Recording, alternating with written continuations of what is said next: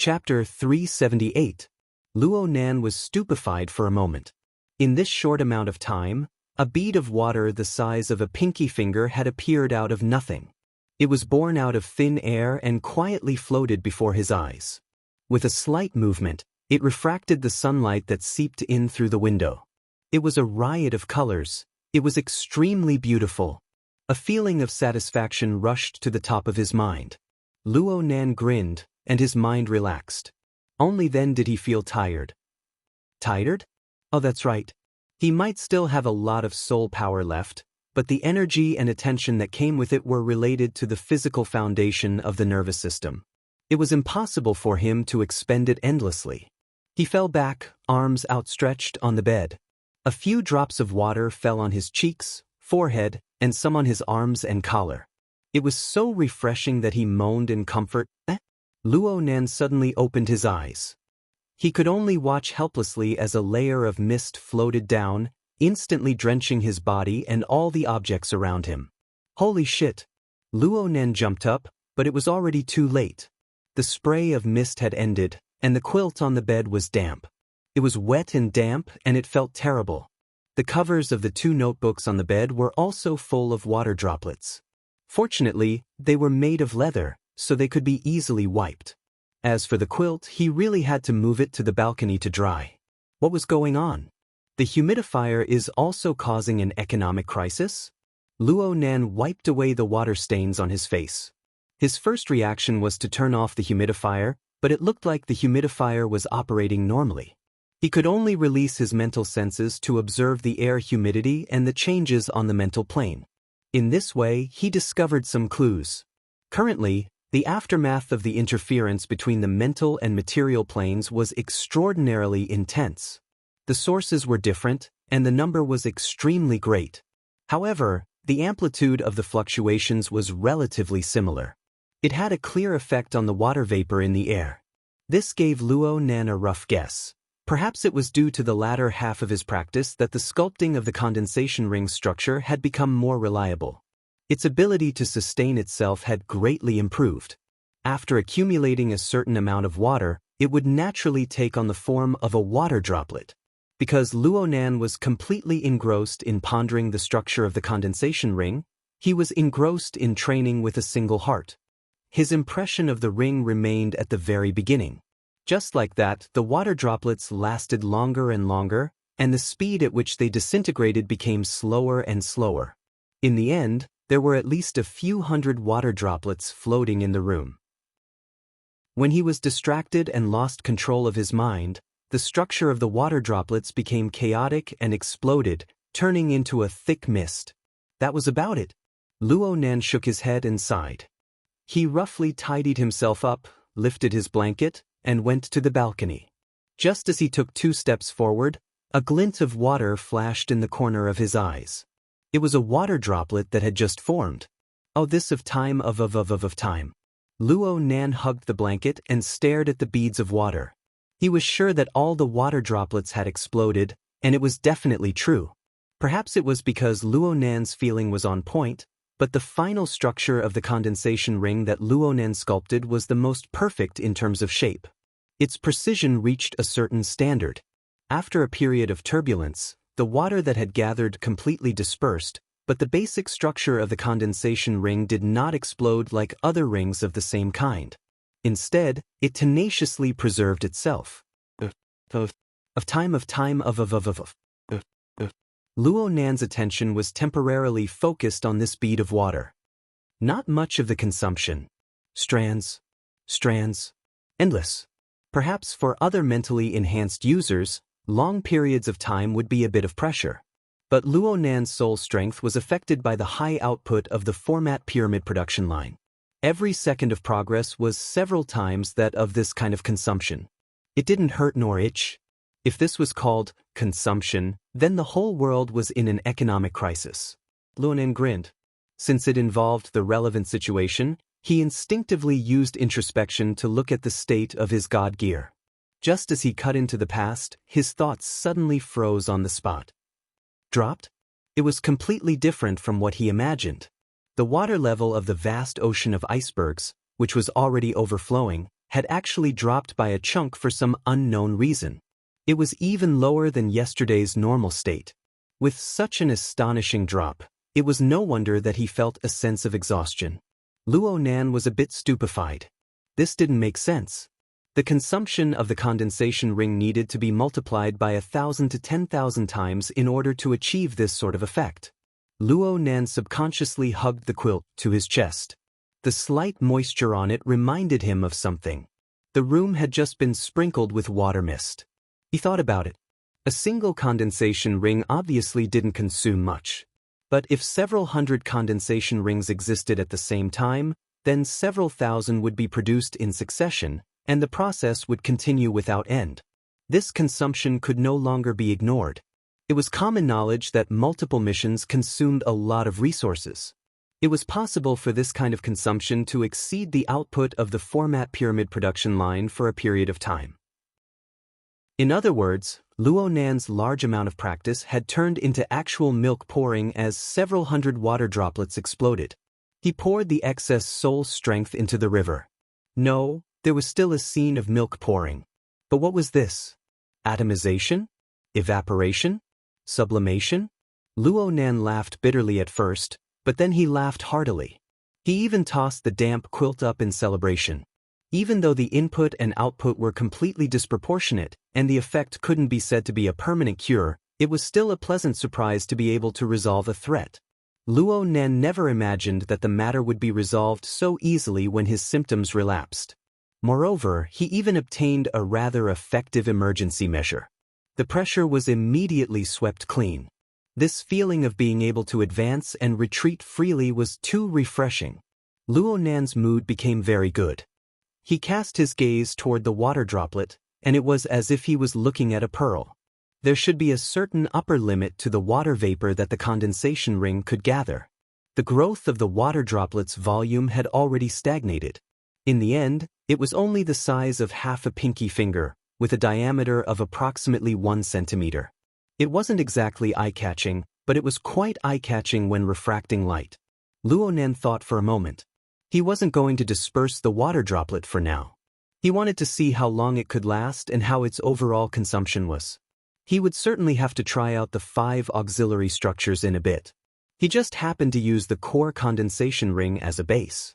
Luo Nan hastily hung the quilt on the balcony and went downstairs to eat.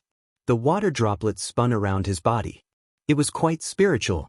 The water droplet did not have the support of the heart ape technique. Instead, it was tightly linked with his soul strength. It was like an extension of his limbs.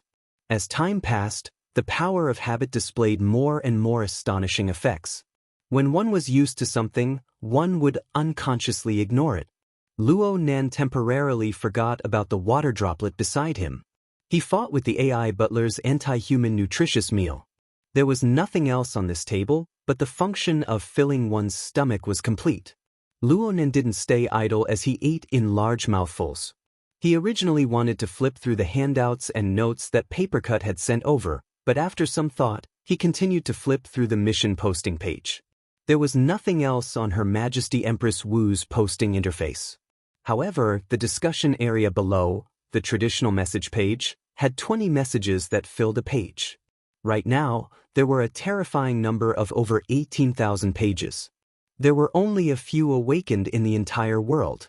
Luo Nan remembered Zhang Yingying saying that there were less than 70,000 registered awakened in the entire world. This meant that every awakened had posted at least 5 times in the discussion area. Even though this was the accumulation of 3 years, there were certainly quite a few quarreling and spiteful messages within. But from the perspective of the inner world, this was truly a national event. The influence of the world subjugation event could be seen at a glance. The messages in the reply area were arranged in reverse order by default. The newest message was at the very top. It was from 10 minutes ago, and the content was a daily kneel. Luo Nan traced back an hour. There were 2 more messages, indicating that the popularity of the discussion did not decrease. They were still in the godly posts. Luo Nan wanted to understand the atmosphere at the time, so he switched the replies to the proper order. He started from the beginning and skimmed through 3 to 5 pages. Most of the messages were, Is this real or fake? What a beauty, she's my type. Beware of soul fingerprint collection traps. First-time measurement data, and other hipster messages. Of course, there were also, the current Wu Zetian? She must be a hype. And other idiotic messages that were brutally whipped into corpses. It was very clear that Her Majesty Empress Wu of 3 years ago was not a particularly outstanding character in the world. She did not possess global fame. But it was precisely after this incident that she truly soared to the heavens. She added more and more legendary colors to the world subjugation event. Luo Nan more or less admired her. Even though he felt that the martial empress secret technique was not as marvelous as it was described in practice, the influence was real. And Her Majesty Empress Wu was capable of shouldering this responsibility. Luo Nan skimmed through a few pages, wanting to change his method. Just thinking about the 360,000 pages was enough to make him collapse. If he really were to read page by page, he would not be able to do anything for the next 10 days to half a month. He used the Hexaear's intelligent filtering function to eliminate the boring messages. He only looked at the essential replies. Just like this, there were still over 200 pages left. Many of them were tests of the dripping sword. Some were single columns of data. Some were experimental demonstrations. There were also extremely cruel combat scenes. These were the responses of several tens of thousands of ability users from all over the world toward this technique. However, these dry goods weren't the most popular of the essential posts. It was the era of national entertainment. There were always some funny and amusing messages that grabbed the most eyeballs. Luo Nan saw a string of hilarious scenes of practicing and using the dripping sword. There were all sorts of absurd incidents and all sorts of amusing suicides. The high difficulty of using the dripping sword fueled the vitality of these videos. Luo Nan saw a certain eccentric person use his own mouth to quickly condense water droplets. The result was a tragic explosion. Luo Nan could not refrain from giggling foolishly on the dining table. He watched a string of videos and nearly missed his afternoon class. When he returned to his bedroom to do his afternoon class, he shot a glance at the balcony. He saw the slightly swaying quilt over there. His mind suddenly stirred and he walked straight over. Today's weather was cloudy. Sunlight came and went. The effect of drying the quilt was quite average. The color of the quilt was light and there weren't any decorative designs on it. There were faint halos left on it, just enough to form half a fuzzy human silhouette. Luo Nan used the Hexaear's visual camera function to take a picture of the quilt. Of course, he also allowed the water droplets floating in midair to enter the frame. He created the title, "A Morning of Practice in Exchange for Rain." He then posted it to the comments section. This was sharing, right? Luo Nan himself was unclear about the subtle thoughts of a youth. But his mind was still clear. He used anonymous mode. He only showed the location of his registration, which was the Xia City branch. Of course, he also showed the time of his registration. One look and Luo Nan could tell that he was a noob. This newest message soon appeared at the very top of the page. Luo Nan refreshed it twice, but there was no response for the time being. He was happy and went to do his afternoon class. It was already past 1 o'clock in the afternoon by the time he combed through the vital energy of the liver, heart, and spleen. Luo Nan was used to single-mindedly concentrating on cultivation. His mind was filled with similar elements. He had nearly forgotten about small matters like uploading photos. He shifted his attention to the water droplet that still existed. Through his mental senses, he knew that the condensation ring at its core was still stable. Perhaps as long as the supply of his soul strength didn't stop, this thing could continue to exist. The condensation ring was undoubtedly a very good carrier. Luo Nan attempted to use it to further grasp the 5 auxiliary structures of sharpening, amplification, acceleration, and so on. He was just about to replay the reality recording to learn the relevant knowledge when he suddenly recalled an essential reply he had seen during lunch. The starting point of the respondent was that he was dissatisfied with his firing speed in combat. He suspected that Her Majesty Empress Wu was cheating. The respondent started from the beginning of the video, analyzing the authenticity of the reality recording frame by frame. Though he had serious doubts about the authenticity of the recording, The angle was more practical. He used various analysis techniques. He even captured and analyzed the soul strength fluctuations produced by Her Majesty Empress Wu in combat twice.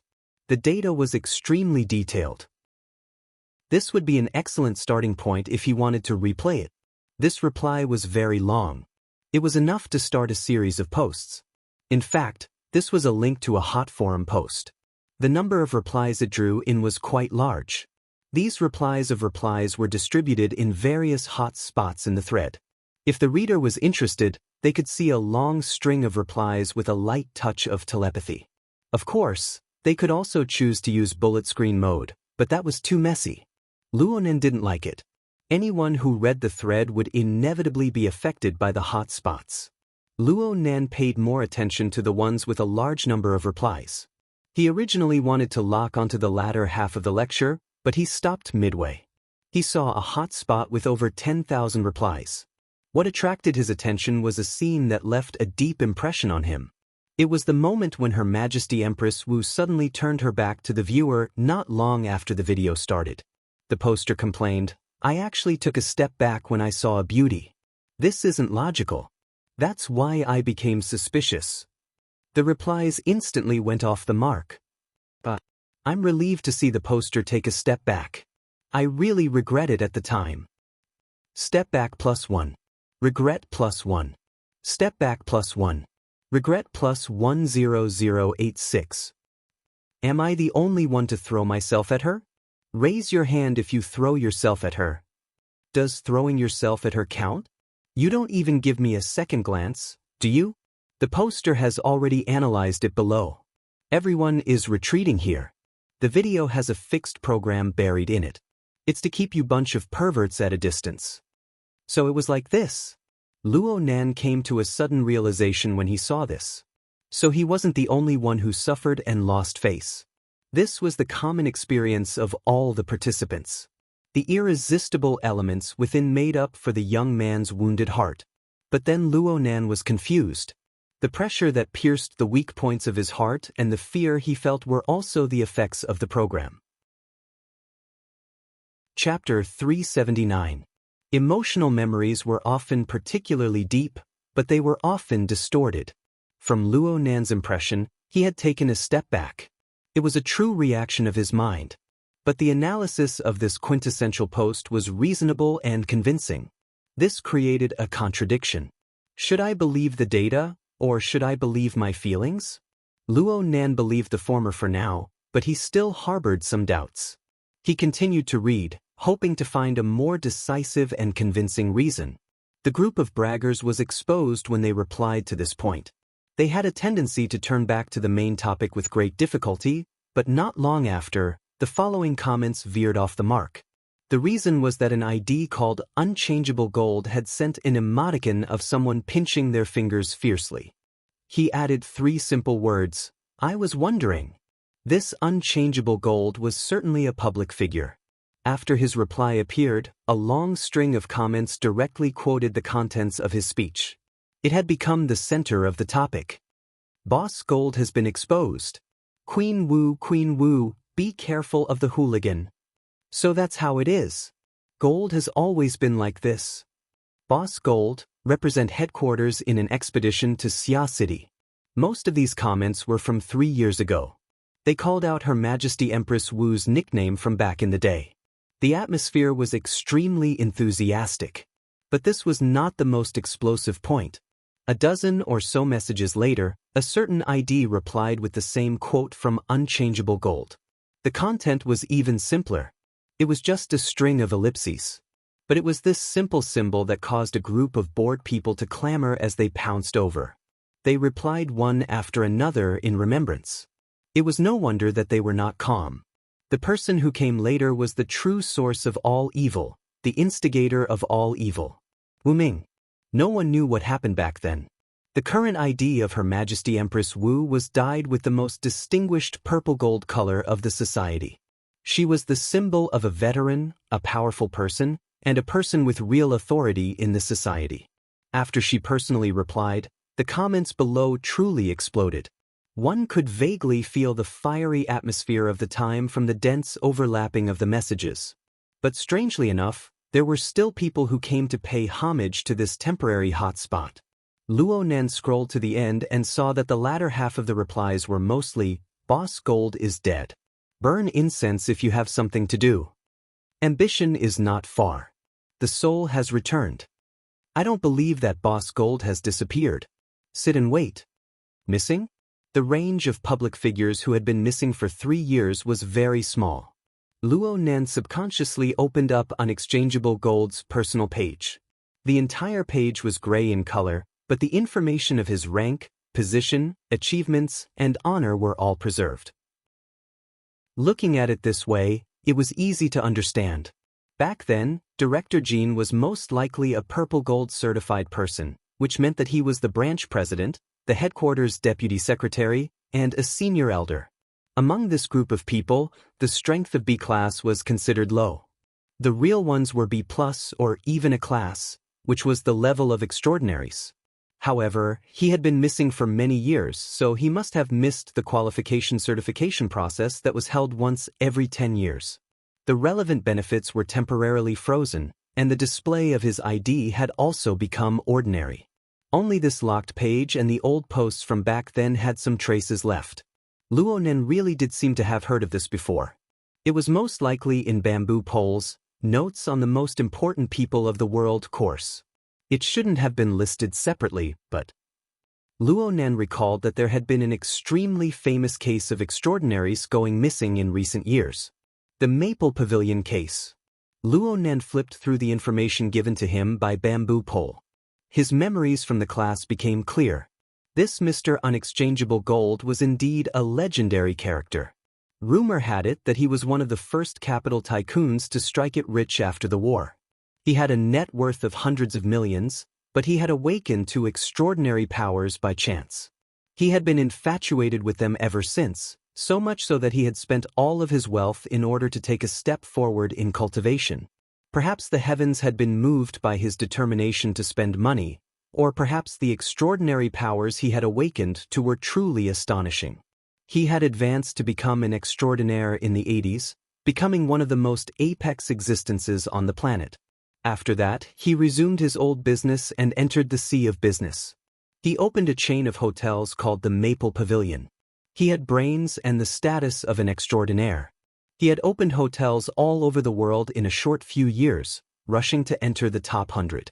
His net worth was even greater than when he had first made his fortune. By now, no matter how one looked at it, this Mr. Unexchangeable Gold was a true winner in life. His experiences were wonderful and perfect. However, normal people couldn't understand the world of great experts. It was unknown what Unexchangeable Gold was thinking. He felt that it wasn't enough to open the Maple Pavilion hotels in the 88 metropolitan areas of the world. He began to operate hotels in the wilderness to do business with vagrants. In the beginning, he really did succeed in a few operations. He gained quite a bit of reputation among the vagrants. However, 3 years ago, he rushed to the wilderness to inspect a new location for his hotel. He suddenly encountered an accident and went missing. According to the results of the investigation at the time, the location where Unexchangeable Gold went missing was a mountainous area of nearly 2,000 square kilometers. The force of the impact pierced through the Earth's crust, detonating dormant volcanoes and changing the terrain. The power of an extraordinaire was terrifying, but it was useless. Those who should have gone missing had gone missing. Bamboo Pole mentioned Unexchangeable Gold during class. He wanted Luo Nan to understand that even an extraordinaire wasn't an omnipotent god. Coincidentally, the specific time of Unexchangeable Gold's disappearance and the time of his reply were 24 hours apart. These were the last traces of him in public before he left the metropolitan area and entered the wilderness. In a certain sense, these words could be considered his last words. Luo Nan finally understood the reason for the abnormal number of replies to a boring topic. In the end, it was because of this. There was clearly a closing song of a tortuous legend hidden within. Sigh. Luo Nan was no exception. He sighed and closed the analysis thread with dull interest. He didn't want to look at it for the time being. If a young man with the highest goal in life was to become an extraordinaire, he would be depressed for an entire day and night upon encountering such a thing. Luckily, Luo Nan's goal was a bit distant from this field. He adjusted himself a bit and stopped looking at the thread. There were other things he could refer to. Luo Nan hadn't looked at the handouts and notes that Papercut had sent him. He planned to spend half the afternoon to understand them. He never expected to discover that this handout actually revolved around the recording of reality after flipping it open. It was tightly integrated. There was nothing to say. Luo Nan could only activate reality and link to reading mode at the same time. He began to work hard. Of course, the handout only brushed over the first few interludes. It mainly started from the moment he discovered the pleated wild boar and entered combat mode. Sure enough, it was just as Papercut said. Her Majesty Empress Wu's personal explanation of the handout was much more detailed. It was also much more profound than the elite replies seen online. In the morning, Luo Nan used a mere 2 hours to train the condensation ring to a certain level. Because of this, he had some doubts about the technical difficulty and actual combat power of the entire dripping sword. But when Luo Nan saw the handouts personally produced by Her Majesty Empress Wu, he had to reflect on his own shallow understanding. Not only did Her Majesty Empress Wu give a thorough analysis of the condensation ring and the 5 auxiliary structures, she also mentioned many of the thoughts she had when making the video. She also added many application techniques, touching upon all kinds of combat environments, unexpected situations, variations of techniques, and so on. From what Luo Nan could sense, Her Majesty Empress Wu used the condensation ring as a foundation. She could add or subtract auxiliary structures at will. She could even add or subtract the condensation ring itself. Her Majesty Empress Wu revolved around the 2 vitals of the enemy, the eyes and the mouth. She could transform into a dozen major categories and hundreds and thousands of killing techniques. Luo Nan didn't quite understand the other categories, but there was a part that involved the nervous system. Just a few words were enough to make his forehead sweat. A small water droplet, through various ways of stimulating the nerves, could achieve 7 or 8 effects such as death, hallucination, paralysis, torture, and so on. Every move was highly maneuverable, as long as one's control ability was up to standard. Such endless transformations, it was simply inconceivable. It was a pity. It was a pity that Papercut had no talent in this area and wasn't very interested. The notes he recorded were a bit superficial. It wasn't very satisfying to look at them. Luo Nan hated himself for feeling guilty last night. He just wanted to dodge He Yuan's warning. Not only did he not get the heart-searing blade video archive, he even skipped over the dripping sword. He read the handouts and notes from beginning to end, but he was not satisfied and wanted to read them again. He didn't expect to find another video at the end of the notes. It wasn't long, only 2 or 3 minutes. It was President Ouyang's concluding speech. Papercut had recorded it on the spur of the moment. At that time, there were more than 100 people sitting in the circular conference room. They were the backbone of the branch. Luo Nan looked around and found a few familiar faces. In the center of the conference room stood Ouyang Chen and Her Majesty the Martial Empress. Slightly to the side, Old Man Yu sat in a wheelchair, occupying a corner. The 3 heavyweights of Xia City appeared in unison. The standard of this intermediate training class was already top-notch. This made Luo Nan look forward to next year's spring training class even more. Generally speaking, the host's speech, the concluding speech, and the like should be relatively empty. They were heavy on flattery and had no substantive content. At first glance, Ouyang Chen's path was also like this. However, his evaluation method and focus were quite to Luo Nan's liking. This was what President Ouyang had said: 50 years have been spent on contemporary research on supernatural powers, from nothing to the current classification. In this period of time, the number of applied techniques alone has exceeded 70,000. Mud and sand have fallen, and fish and dragons are mixed together. I recognize the vast majority of these techniques, but I don't believe that they have any practical value that can be passed down for a long time. These applied techniques are either simple and crude. Some are tedious and complex. Some are profound and abstruse. There are few exceptions. In the future, we will probably only see them in museums. Through them, we can feel this era of barbaric growth. But a year ago, I saw the dripping sword released by Lady Wu. Its usage requirements aren't high, and its consumption isn't great. The vast majority of awakened on the mental side can use it. However, it isn't a simple matter to use it well, to use it fully, and to use it to a high standard. After today's lesson, I am even more convinced that this simple technique can completely squeeze out the potential of an awakened. It can exhaust the imagination of an architect. Even if one reaches the level of an extraordinary, one can still unearth valuable topics from this technique. The conference room in the video was in a bit of an uproar. Clearly, the participants were somewhat unable to accept President Ouyang's high evaluation.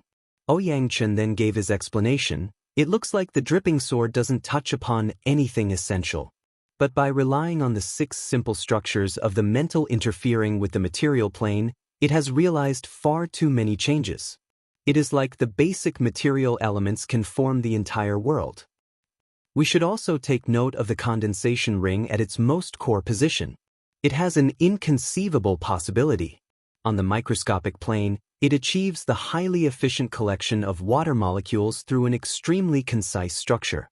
It can completely replace the microscopic ability of extraordinaries. Why is it like this? I have yet to come to a conclusion, but this technique of going from simple to complex, from complex to simple, and switching between simple and complex at will is extremely mature, complete, and high level. So much so that I believe that this is the result of 100 years in advance. As far as the present stage is concerned, there is no way to increase or decrease it. There is nothing to nitpick about. As a user, I can know how it is, but I don't know why it is. But as a researcher, I must bow and pay my respects to this genius and exquisite design. Then President Ouyang really did turn around. He bowed his back toward the faintly smiling Her Majesty Empress Wu. The video ended here. Truly kick-ass. Luo Nan gave this crude praise to both Her Majesty Empress Wu and to President Ouyang. Using an imprecise expression, a water molecule had a diameter of approximately 0.4 nanometers. Even though Luo Nan's soul strength had advanced by leaps and bounds, his precision was barely able to touch the micron level. There was still quite a bit of distance from the nanometer scale. Under normal circumstances, Luo Nan did not know how long it would take for him to effectively collect water molecules by relying solely on his soul strength. But now, a tiny basic structure had accomplished this. Luo Nan was unable to figure out the mysteries within with his current level of knowledge, no matter how hard he tried. The puzzlement was hard to resolve, but it was also full of admiration. So much so that Luo Nan had a thought. It seemed that bowing to this legendary lady was not unacceptable. Another afternoon passed after Luo Nan finished reading the handouts and notes. The condensation ring gathered a small bead of water by Luo Nan's side. It was the size of a fingertip. This was already the limit of its volume. According to Her Majesty Empress Wu, Luo Nan's usage belonged to the thankless type. However, even that legendary lady would never imagine that Luo Nan possessed a production line that produced an unending stream of soul strength. When the in and the out were completely disproportionate, there was no need to measure anymore. It was fine as long as he was willful. With a slight stir of his thoughts, the bead of water he controlled was like a sword pill from a novel. It leaped and flew, coming and going freely in the room, doing as he pleased. The materialization of supernatural abilities gave him a greater sense of achievement compared to the soundless siege hammer. There was only half a day left in his closed-door cultivation. His plans could not keep up with the changes. Luo Nan's cultivation plan was far from reaching his expectations in order to clean up his mess. The dripping sword had become the most unexpected harvest. It should be firmly grasped. What? The star atlas of the format pyramid? Wouldn't that be a huge problem? In any case, Luo Nan had already developed a deep interest in the dripping sword. He even had feelings for it. Chapter 380. Luo Nan decided to press on with a spurt of energy. He grasped the 5 auxiliary structures of the dripping sword. In his opinion, this was possible. The 5 structures of amplification, acceleration, sharpening, explosion, and guidance were all built around the condensation ring. The complexity of the structure was low, and the requirements for precision were also very limited, especially the range increase, acceleration, and guidance. These three structures that increased the effects of control were just extensions of the condensation ring. Luo Nen only needed an hour to master them very well. Of course, this was partly due to the sturdiness of the condensation ring, which allowed him to practice on it again and again. He did not have to worry that the crude auxiliary structure would explode and cause him to start all over again. Luo Nan was already able to make the fingertip-sized bead of water dance up and down within the room. If he urged it with all his strength, it would be like a streak of water slicing through the air. It would only be able to see the light, but not the shadow. Then it would slap onto the wall. It was truly a tragic car accident. The three auxiliary structures had exploded on the spot, and the water accumulated in the condensation ring had all been left on the wall, flowing down the wall. Only the structure of the condensation ring had withstood the test. Luo Nen also knew that the room wasn't suitable for training, so he cast his gaze towards the sun-covered courtyard. The condensation ring, which was still accumulating water, was driven by Luo Nen to smash into the screen window. The screen window was breathable, but this condensation ring was already at the micron level. The fine mesh had no effect on it. After exiting the window, in just 2 seconds, the auxiliary structure and water were all replenished. Luo Nan had a good feeling as he watched the water vapor gather and scatter around the condensation ring. Controlling the bead of water to fly here and there felt even better. Without the restraints of the ceiling and walls, the water droplets initially flew randomly in the yard, but then they spread out in circles. Finally, they passed through the roofs and branches of the community until they flew more than 2 kilometers away.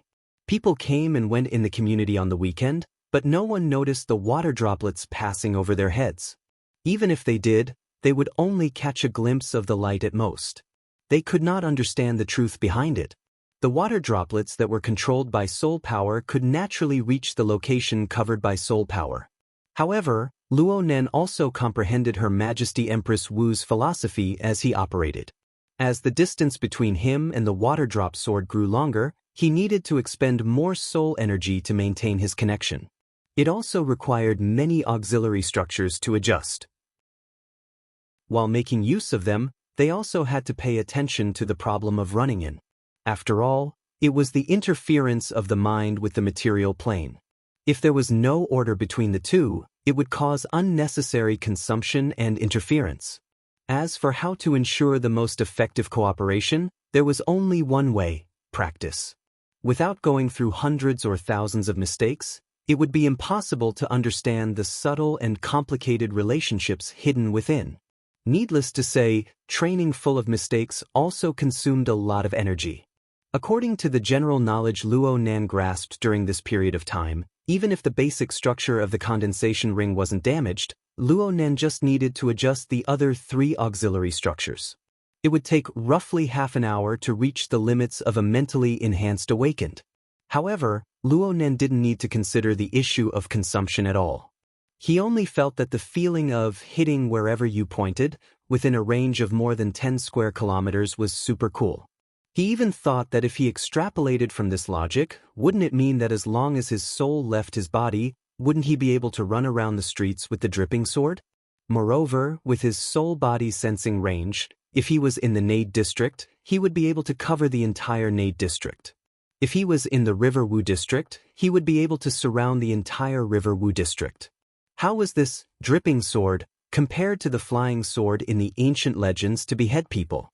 Thoughts spun in and out of his mind, but in the end he just shook his head in self-mockery.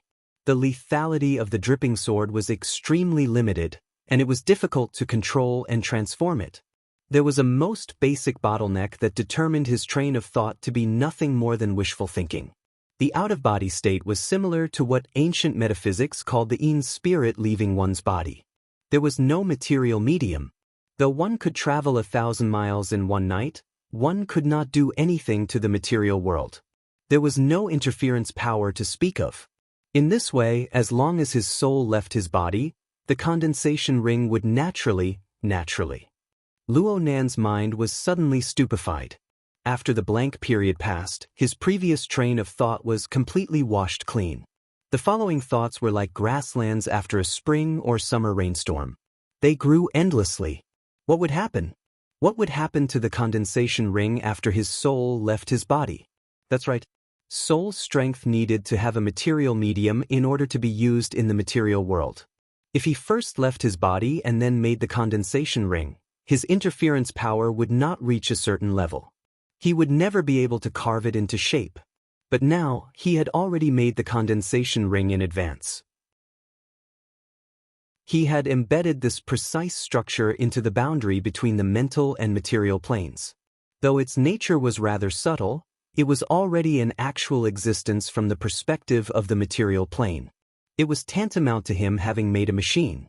This machine could automatically gather raw materials, water molecules, and carry out production. All that was left for him to do was to fill it with fuel, soul strength. In this way, when his soul left his body, the condensation ring would be the medium. It would be the medium. It would be the medium. It would be the carrier. It would be possible to realize interference. Wasn't that right? Luo Nen lay down on his bed, cutting off all his thoughts. It was better to directly test things out than to think about it. Even if he failed, he would only lose a fine-level condensation ring. At this stage, he would just lose a piece of blue equipment. As he mentally prepared himself, he decisively went into an out-of-body state. In the next second, he pulled his soul out of his body and floated out the window. He floated side by side with the 1-centimeter diameter water bead under the warm afternoon sun. There was quite a bit of time between now and noon, but the slanted rays of sunlight and the dense yang energy in the air still transformed into formless astral winds. They blew endlessly against his soul body, and the consumption of soul strength suddenly rose by a large amount. There were very few B-rank powers who could go into an out-of-body state. Very few of them would brazenly go astray in the day and compete with nature in the first 2 or 3 years after they reached this realm. Student Luo Nen relied on the format pyramid production line to produce soul strength in an unending stream. He had abundant stamina and was able to do this willful method. Luo Nen still didn't consider the problem of consumption. Right now, he only paid attention to the condensation ring. The water bead had yet to collapse on the purely material plane, and there was no obvious wear and tear. As for the condensation ring at its core, it was extremely stable. It steadily consumed soul strength. Everything was calm and tranquil. It was natural. This feeling was like being engraved in a lens. It was preserved in a negative, the moment of a swift paddling through the water. Though the watermark was shallow, it was nearly permanently engraved. The infusion of Luo Nan's soul strength gave this simple remnant image a new layer of color. Through a different form, it obtained a life force. Perhaps there was a problem with the analogy he chose. Right now, Luo Nan's heart was filled with a swift, causing a nearly delusional realization to appear in him. It involved the mutual interference between the mental and material worlds. Luo Nan felt that when the interference occurred earlier, the user seemed to have warped time and space to an extremely small extent. The user had intercepted an extremely minute fragment from the endless river of time that Luo Nan had experienced. Then, the user had used soul strength to endow it with new meaning. Damn it. This topic was too deep.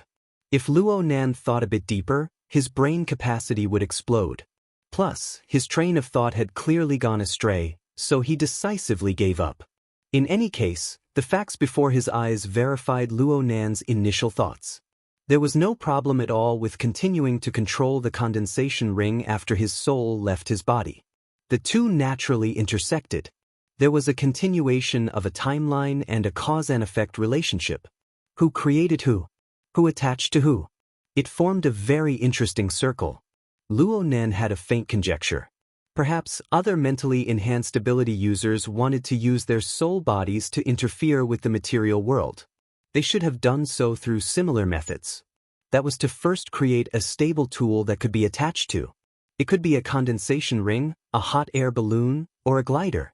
As long as there was a small object that could intervene between the mental and material planes, then it would be like what was said in philosophy classes. Humans create and use tools.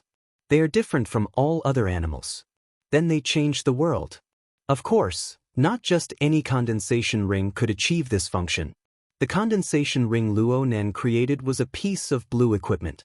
Yes, it was possible that it was a piece of purple equipment. This condensation ring had certainly crossed a certain threshold in terms of precision. It had met some strict standards. Only then was it able to maintain stability for a long period of time in the boundary zone between the mental and material planes. Only in this way could it become a tool, a machine, and not a mere delusion. Luo Nan's soul soared into the air.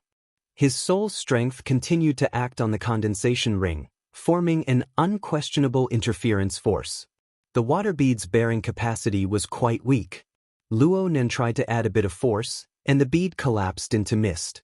However, the condensation ring structure remained stable, and it continued to gather water. Luo Nan certainly needed to make adjustments if he wanted to go a step further. Luo Nan pondered over the technique within, but his brain was a bit too excited right now. His train of thought was erratic and hard to control. He had just had some inspiration for micromanipulation when a string of seemingly splendid thoughts suddenly burst forth in his mind. Yet he could not find the reason for them, stirring them into a pot of porridge. All right, this was just a reminder. He should not forget himself from excitement. Perhaps he had overlooked something. He could think deeper. Were there any relevant factors that he had not considered? Luo Nan pondered for a while to no avail, so he changed his perspective. What problems had he not resolved over the past 2 days? The economic crisis in the format pyramid, the remodeling of the star atlas, the root receptacle, the root nature, and the root nature, the outsourcing of Her Majesty Empress Wu's business, the paranoia of his aunt and uncle, the setback in the exploration of the mysteries of gear. Luo Nan only discovered that there were so many unresolved problems on his body after a rough combing through. This was still a time of peace. If the threats from headquarters, the Order, and Quantum Corporation were added in, would he still want to live? Luo Nan reflexively wanted to rub his own head. He wanted to see what sort of person was capable of stirring up all these threads together. However, it was his soul body that moved. The body lying on the bed in the room was motionless. This was the inconvenience of a mental journey. The spiritual light was like a blade, instantly severing all of his chaotic thoughts. It was also like an electric shock. The powerful light tore through his mind, illuminating the hazy world for a time. Stimulated by the spiritual light, an object that existed within his brain but was not part of his flesh and blood appeared. It trembled endlessly as his soul strength entered and exited it. The external neuron. Luo Nan finally thought of it. He had pondered over how to interfere with the source of the material plane after his soul left his body. Wasn't it because of the external neuron? That night, his soul left his body to explore the mysteries of gear, but it was difficult to enter. He speculated that it was very likely because he did not bring the external neuron with him. Later, he tried to absorb it purely with his soul strength, but he failed miserably. Then he created the reversal of true energy, using the material to interfere with the mental. He burned and refined it, but there were no results. But now, the condensation ring had fallen from the sky and brought him around a corner. It had actually easily and skillfully crossed the great gate of his soul, interfering with the material world. With the support of the condensation ring, his out-of-body soul was able to possess interference power without going through his fleshly body. Couldn't this method be used with the external neuron? Right? The thought was unstoppable once it formed. Luo Nan was unable to continue thinking. His soul body immediately threw itself back into the room, restoring the faintly discernible connection with his fleshly body. Then he willed it, stimulating the external neuron to produce a response. There were no surprises. The electric dragon that remained within his brain radiated a brilliant radiance. It bared its fangs and brandished its claws as it swam outwards. Electricity seeped out from between Luo Nan's eyebrows in the next moment. Luo Nan instantly severed the direct connection between his soul and fleshly body. The external neuron had just thrown itself outside his body when it lost its guidance. Naturally, it was about to retract back. Luo Nan's soul strength drove the condensation ring to meet it. On the mental plane, electricity and the condensation ring structure collided. There's a way. How could there be contact if there was no interference? Luo Nan's joy only lasted for 1/100th of a second before the external neuron's powerful impact crushed through the condensation ring. The accumulated droplets of water simply collapsed into mist, leaving not a single drop behind. The 3 auxiliary structures that supported the condensation ring were instantly wiped out. As for the condensation ring itself, it shook violently. Luo Nan's heart sank. Was the condensation ring's carrying capacity still insufficient? Before Luo Nan could find a basis for his rising and falling emotions, the electricity of the external neuron instantly split apart. It actually followed along the structure of the condensation ring, changing and flowing. It was like a special kind of ink that followed along the traces in the void to re-inject itself. In turn, Luo Nan's soul strength was affected by the pull. It followed the traces left in the void and walked once more. Luo Nan had a clearer understanding of this process. Oh, that's not right. How was this filling? This was simply using the structure of the condensation ring as a mold. Electricity took the lead, and the main body of the external neuron came afterwards. Holy crap! Luo Nan could only watch helplessly as the condensation ring he was so proud of exploded by the external neuron. There was no luck to speak of. Even though Luo Nan had repeated the phrase, "blue equipment," 10,000 times in advance, his heart still twitched when things came to a head. It was a good thing that he didn't scream. Just as he hated that he couldn't beat his chest and stamp his feet, a certain stimulus flashed in his mental senses. It was like a red-hot branding iron that pressed down. Luo Nan finally couldn't hold it in. Even though he was in his soul-body state, he still let out a cry. A structure of flowing electricity appeared in the void. It had a diameter of 0.02 millimeters and a thickness of about 1/4. Its shape was smooth and round without edges. It was like a hollow donut, but the volume was completely incomparable. This hollow structure floated in the void, steadily seizing and absorbing Luo Nan's soul strength. At the same time, it absorbed the water molecules in the atmosphere, quickly forming a scale. The first droplet of water was gathered, reflecting the sunlight. It was a riot of colors, like a condensed rainbow. This was the external neuron, but at the same time, it was also the condensation ring. A dove taking over a magpie's nest? Or perhaps it was a rebirth. Chapter 381. A 7 to 8 centimeter long metal thread that was shaped like a spider's web and emitted electricity on the mental plane transformed into a hollow donut with a diameter of 0.02 millimeter and a thickness of 0.5 millimeter in front of Luo Nan's eyes.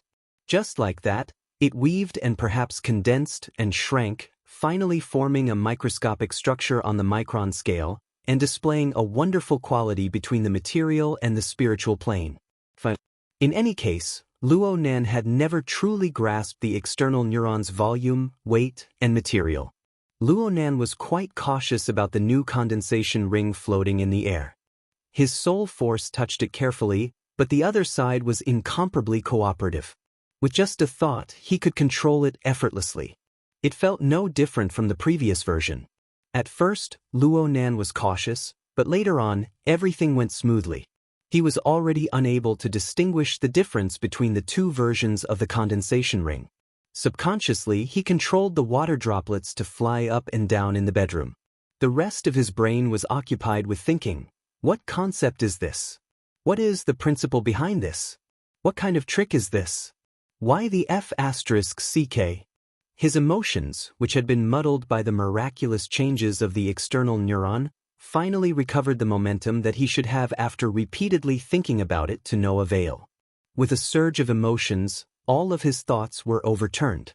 Even though the scene of Luo Nan seizing his body and exchanging his bones was a wondrous creation, and the mysteries within pointed to the essence of the universe, it was unable to overcome the ecstasy that surged within Luo Nan's mind at this very moment. No matter how good the theory was, it couldn't beat reality, right? Luo Nan already understood the practical significance of the changes. From now on, he could carry the external neuron with him to any place that his soul body could reach. Of course, this also included gear. The human mind was just that strange. No matter how strong the desire in the bottom of one's heart was, one could still remain calm when the goal was just out of reach. However, once the goal was confirmed to be within reach, all the previous cultivation would be instantly broken. Before the pleasant surprise brought by the external neuron faded, Luo Nan's mind was occupied by gear. Luo Nan confirmed that gear hid a great secret. It was a great treasure trove for him. As the key that was most likely to unlock the treasure, the external neuron also hid a big secret. Perhaps only when the two came into contact would they appear at the same time. He didn't know if his conjecture was correct, but how would he know if he didn't try? Luo Nan was a bit unable to control his emotions. He was impatient right now. The soul circled around the bedroom 3 times and came up with 3 reasons. First, today is Sunday, the construction team will not work, there are no miscellaneous people waiting there. Secondly, the soul could leave the body and bring along the external neuron. The micrometer scale structure was equivalent to the cross-section of a spider's silk. It was extremely tiny and could come and go quietly without anyone noticing. Thirdly, it was still early. He could make a round trip within 5 minutes. There was plenty of time to explore. If everything went well, he could come back for dinner. If things didn't go well, he could go back again after dinner. All the reasons were in support. All the conditions were in place. What was there to wait for? Before he could finish his thoughts, his soul body charged out of the room, ignoring the window screens and whatnot. When he reached the courtyard, he flashed out of the neighborhood and charged into the sky. Luo Nan clasped the condensation ring formed from the external neuron, and the flying speed of his soul body was not affected in the slightest. Faint traces of water could be seen in the courtyard, but he disappeared without a trace as soon as he entered the sky. At 4 or 5 o'clock in the afternoon, the sun seemed to be at the same level as the dense forest of skyscrapers. Only the endless light still floated in the clouds. At this time, it was approaching the peak traffic period. Small and medium-sized aircrafts were also shuttling back and forth in the high-altitude traffic layer. The late autumn sun was slightly warm, and the high-altitude airflow was dense and cold. The two intersected, and the impact of Luo Nan's emotions melted a bit. He suddenly came to a realization. The external neuron had a physical body. Only the heavens knew what the consequences would be if it were to collide with something while flying at high speeds. There was nothing wrong with rushing to excavate the treasure, but he was carrying the external neuron. If he were to lose it in a careless operation, he might as well smash his head into his bed and play soccer. Luo Nan was about to fly out of the Nade district by now. His thoughts stirred, and the flying speed of his soul body slowed down a bit. He was a bit further away from the uppermost traffic layer. As for the condensation ring formed from the external neuron, it floated in front of his soul body all this time.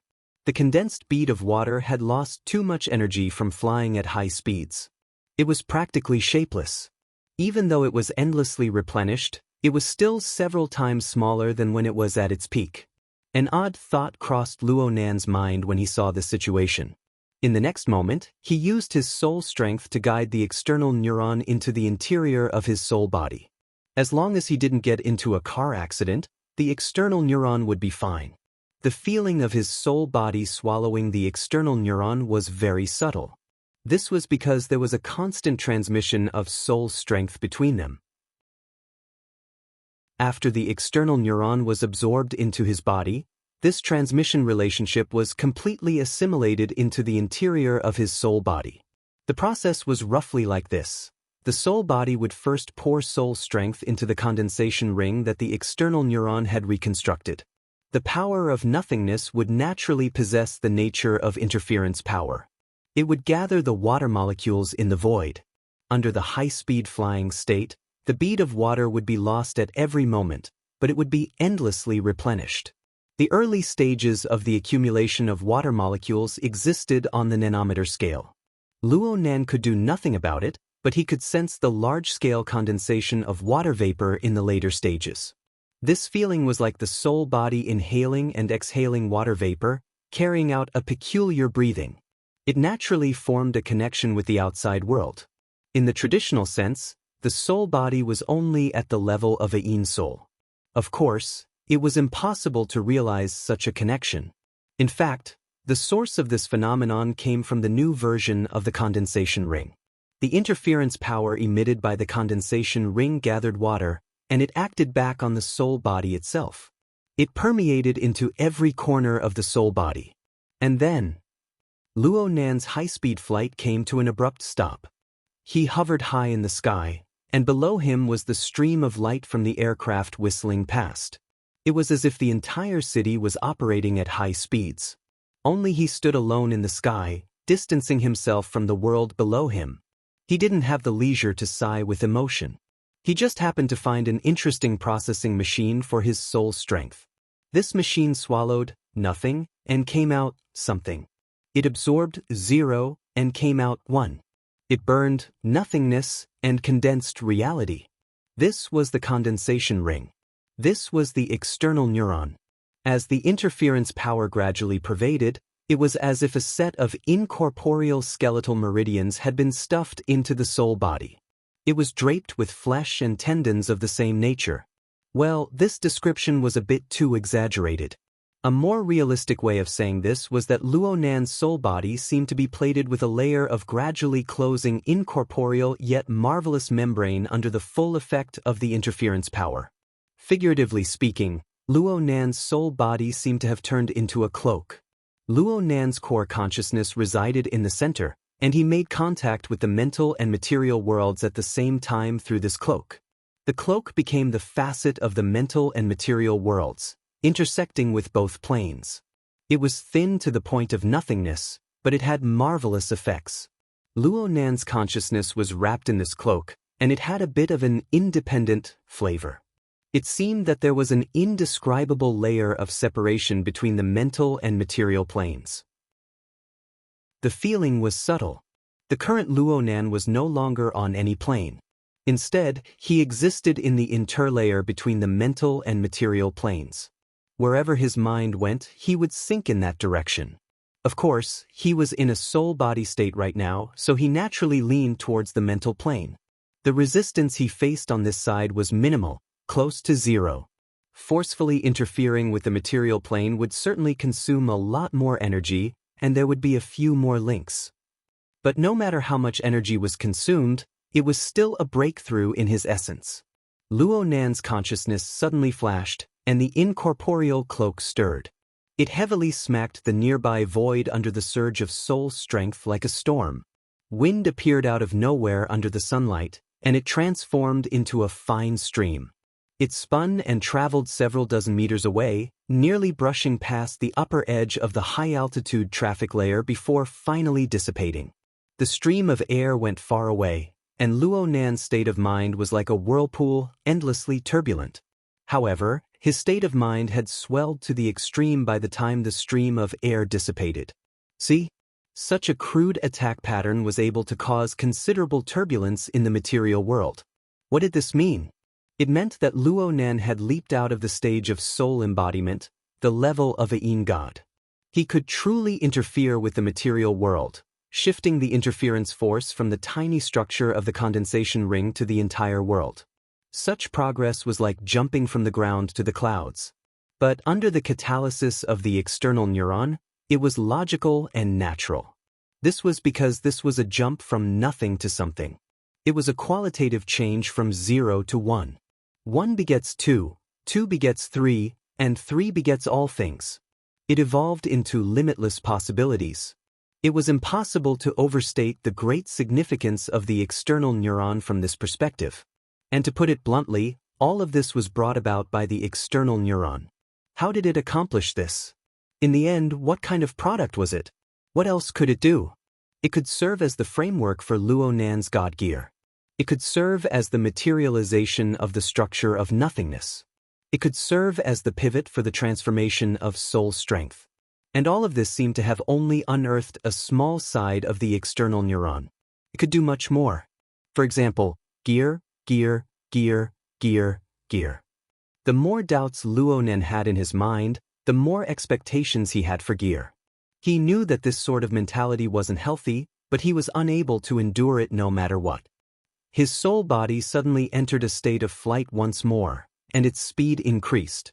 Right now, his connection with the outside world grew more and more real. His perception of the late autumn setting sun and the high-altitude cold wind grew clearer and clearer. It was to the point where he forgot himself. He roused his power and howled to his heart's content. He didn't deliberately attack the material world, nor did he have the substantial power to stir the void. But the incorporeal attack on the mental plane still rapidly spread in all directions. It was fortunate that Luo Nan hid himself deep enough on the mental plane. He didn't go to a depth where most ability users could probe and create a major event. Even if he did create a major event, Luo Nan couldn't care less. He cut into the Pingjiang district of Acumen College in the blink of an eye. Gear was already in sight within the range of his mental senses with a radius of over 20 kilometers. At this very moment, there was nothing else that could attract Luo Nan's attention other than gear. But there was a difference in the magnitude of the attractive force within the various regions of gear.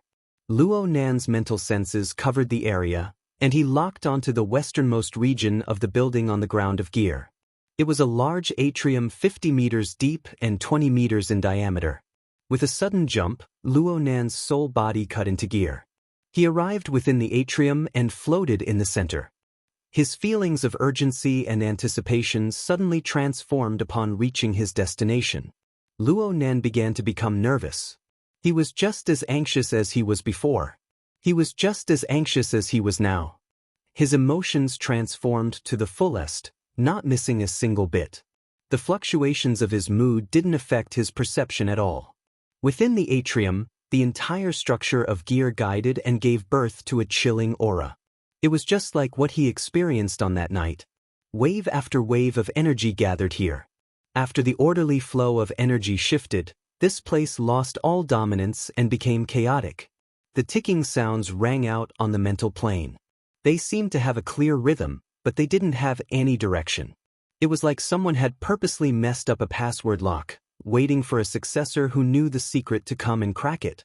Of course, the successor would need to bring a special key. Luo Nan's soul body floated in the air. He suppressed his turbulent emotions and sensed earnestly for a moment.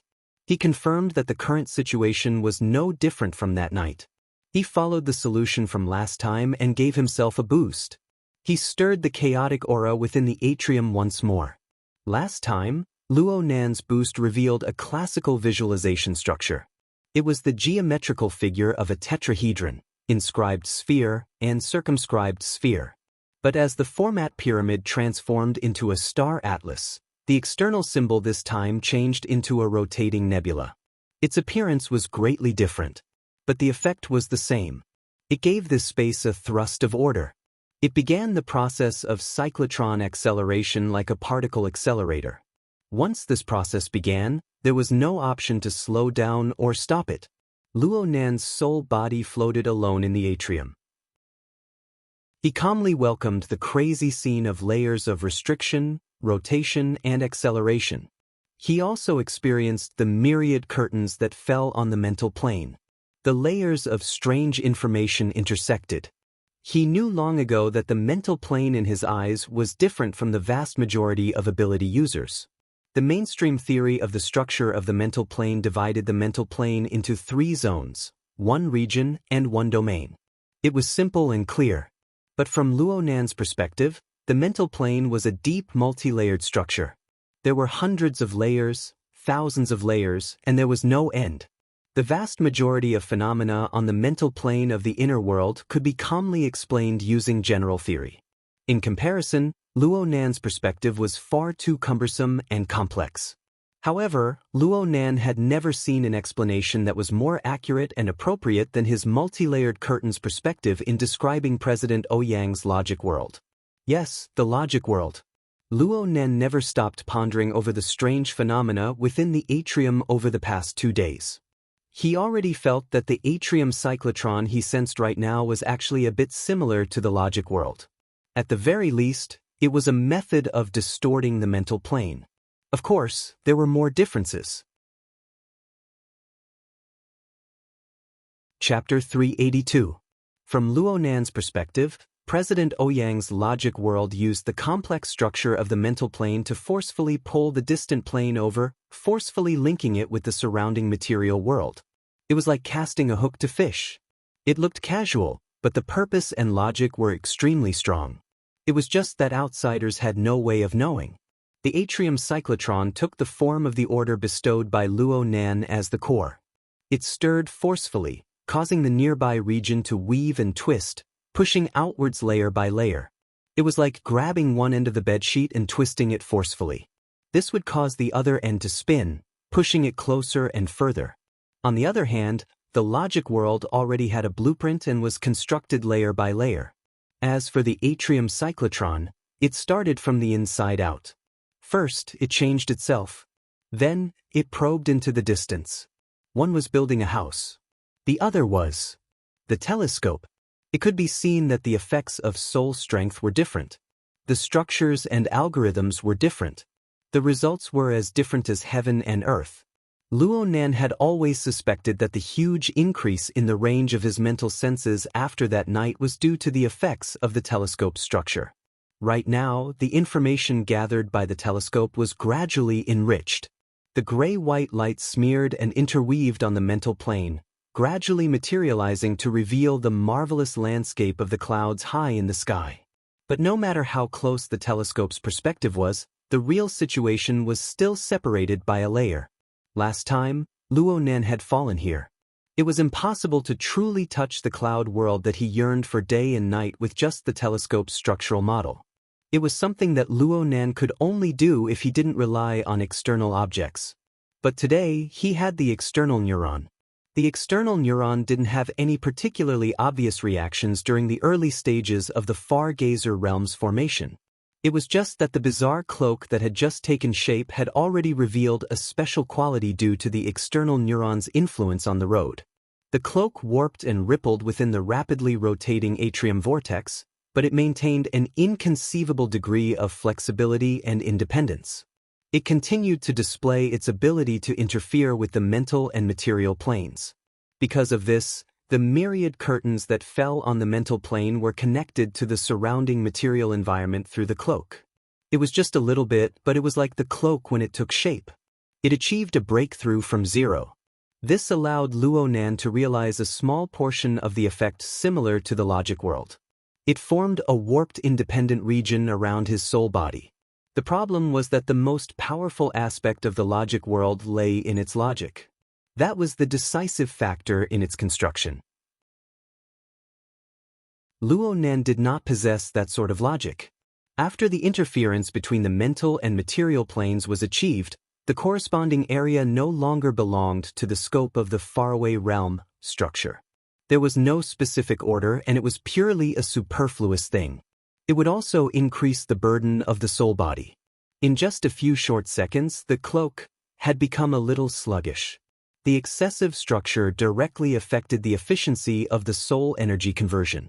As the situation continued to worsen, the external neuron, which was the center of the conversion, was finally stimulated. The condensation ring constructed by the external neuron showed signs of instability for the first time. Some of the lines were extracted from the condensation ring and reached the center of the structure of the condensation ring, where they performed new structures on the microscopic level. This was a completely spontaneous action of the external neuron. Luo Nan's consciousness did not participate. In fact, the scale of the fabric this time had already been probed down to the micron level. It exceeded the precision of his senses. Were it not for the fact that the external neuron and his consciousness were tightly linked together, Luo Nan would not even have the slightest of senses. Though this was the case, Luo Nan's state of mind was pounding and throbbing. He gradually became high-spirited. He was unable to clearly probe the composition of the external neuron, but the chilling aura and the myriad of changes in the curtains were clear to see. During the rotation-acceleration process, the chaotic, distorted interference between the mental world and the material world began to show regular fragments. The corresponding interference forces no longer conflicted and melted each other. Instead, they piled up and spun, achieving a certain reflection with the structure of the telescope. If the rotation speed of the telescope was said to be 10, Then the region that Luo Nan could interfere with and warp had a rotation speed of 1. Every 10 revolutions of the telescope, the interference area would revolve once. It was precise and rhythmic, but it was gradually changing and speeding up. 10, 1, 10, 2, 10, 3. The rotation speed of the telescope was already relatively fixed, but the rotation speed of the interference region was constantly increasing. When it came to the material plane, there were already obvious signs. In the center of the atrium, the light in the void was clearly distorted, and the low sound of bang bang, like the vibration of a bowstring, continued without end. If Luo Nan hadn't lost his temper 2 days ago and destroyed the majority of the surveillance cameras inside gear, this piece of information would have been impossible to hide. How could Luo Nan care about this? His soul body was located in the core region of the distorted void. He could personally experience the extent and speed of the distortion. The cloak was no longer sluggish, but the layers of acceleration accumulated astonishing potential energy. It pushed his emotions endlessly, causing his body and mind to tremble both inside and out. His guess was correct. No matter what form the external neuron took, its existence held an extremely important meaning to Gear. It was like a key was inserted into a keyhole. It twisted according to the rules of induction, and the heavy door slowly opened for him. 10, 4, 10, 5. In other words, when the telescope structure made 2 revolutions with his soul strength, the interference region revolved once as well. The 2 revolutions were perfectly synchronized, and Luo Nan's consciousness went blank for an instant. This was because at this very moment, the stacks of gray clouds he had been paying attention to all this time collapsed without any warning. It was as if the entire sky was pressing down heavily on him. Luo Nan came to a realization in the next second. It wasn't that the firmament was pressing down. It was that he was piercing through the clouds. Heaven and earth had already shifted. Luo Nan crashed into the depths of the nearly boundless grayish-white cloud layer. His perception of the outside world was a bit more realistic thanks to the existence of the cloak. Clouds piled upon each other under the dim lighting. Smoke flew about, and a blood-like color seeped through the gaps between the clouds. A direct chill and the ear-piercing howl of the wind came at the same time. This place seemed to be some high-altitude region, probably the upper part of the troposphere. The airflow was intensely disturbed, like a never-ending tsunami of clouds and mist. The airflow swirled the clouds, water droplets, and ice crystals. It swept past with a rumble, violent and manic. The astral wind blew through the gaps between the clouds. Luo Nan could see that there was an even vaster space beneath the thick clouds. It was just that it seemed to be covered by a prairie fire. The blood-red color between the gaps between the clouds was the reflected light. That's right. It's here. It's here. Luo Nan looked all around. He saw the cloud world that often appeared in his dreams, and he personally experienced this absurd yet realistic scene. Even though he didn't know where he was and it was hard to distinguish between things, his impatient and unavoidably absent-minded emotions from the past 10 days finally knocked the last nail in his coffin, and it fell to the ground with a bang. He let out another howl under his impassioned excitement. This time, the cloak stirred the clouds and ice crystals, and a wave of grayish-white air rumbled out. But soon, it was swept flat by the fierce, whistling, high-altitude astral wind. It was annihilated within the surging and flowing clouds, leaving no trace behind. The vile environment of this place could be seen at a glance. However, no matter how vile the environment was, Luo Nan, who had entered in his soul body form, received the same effects as nothing. It wasn't like last time, when he had entered with his fleshly body in a muddle-headed and relaxed manner. Since he didn't have the ability to fly, he fell madly all the way. It was hard not to be flustered under the darkness of the sky. He held on for a dozen or so seconds, worried that he would fall to the ground and die without a corpse, so he could only move out. He never expected that it would be so difficult to enter again. In any case, it was hard for Luo Nan's imagination to run wild when faced with such a vast world and experienced such a marvelous and strange place. In the final phase of Gear's atrium, the telescope became a silo under the magical effect of the external neuron. Luo Nan was directly transported to this cloud layer of unknown origin and unknown position. Only the heavens knew how far this place was from Xia City and Gear. A few hundred kilometers? He had never heard of a similar environment around Xia City. Tens of thousands? All right, this was very fantastical. It was very pretentious with extraordinary power. It was useless to let one's imagination run wild. Though it was difficult for Luo Nan to enter this place this time, he was 1,000 times more relaxed than last time. He decided to observe carefully and gather as much information as possible to provide a basis for his later judgment. Observation and reconnaissance had always been Luo Nan's strong suit. Pure observation combined with the living starry sky gave him an effective observation range of over 20 kilometers. Aside from extraordinaries who were unable to grasp accurately, this was a top-notch observation range in the modern world. And as the saying goes, knowing one's self speaks for itself.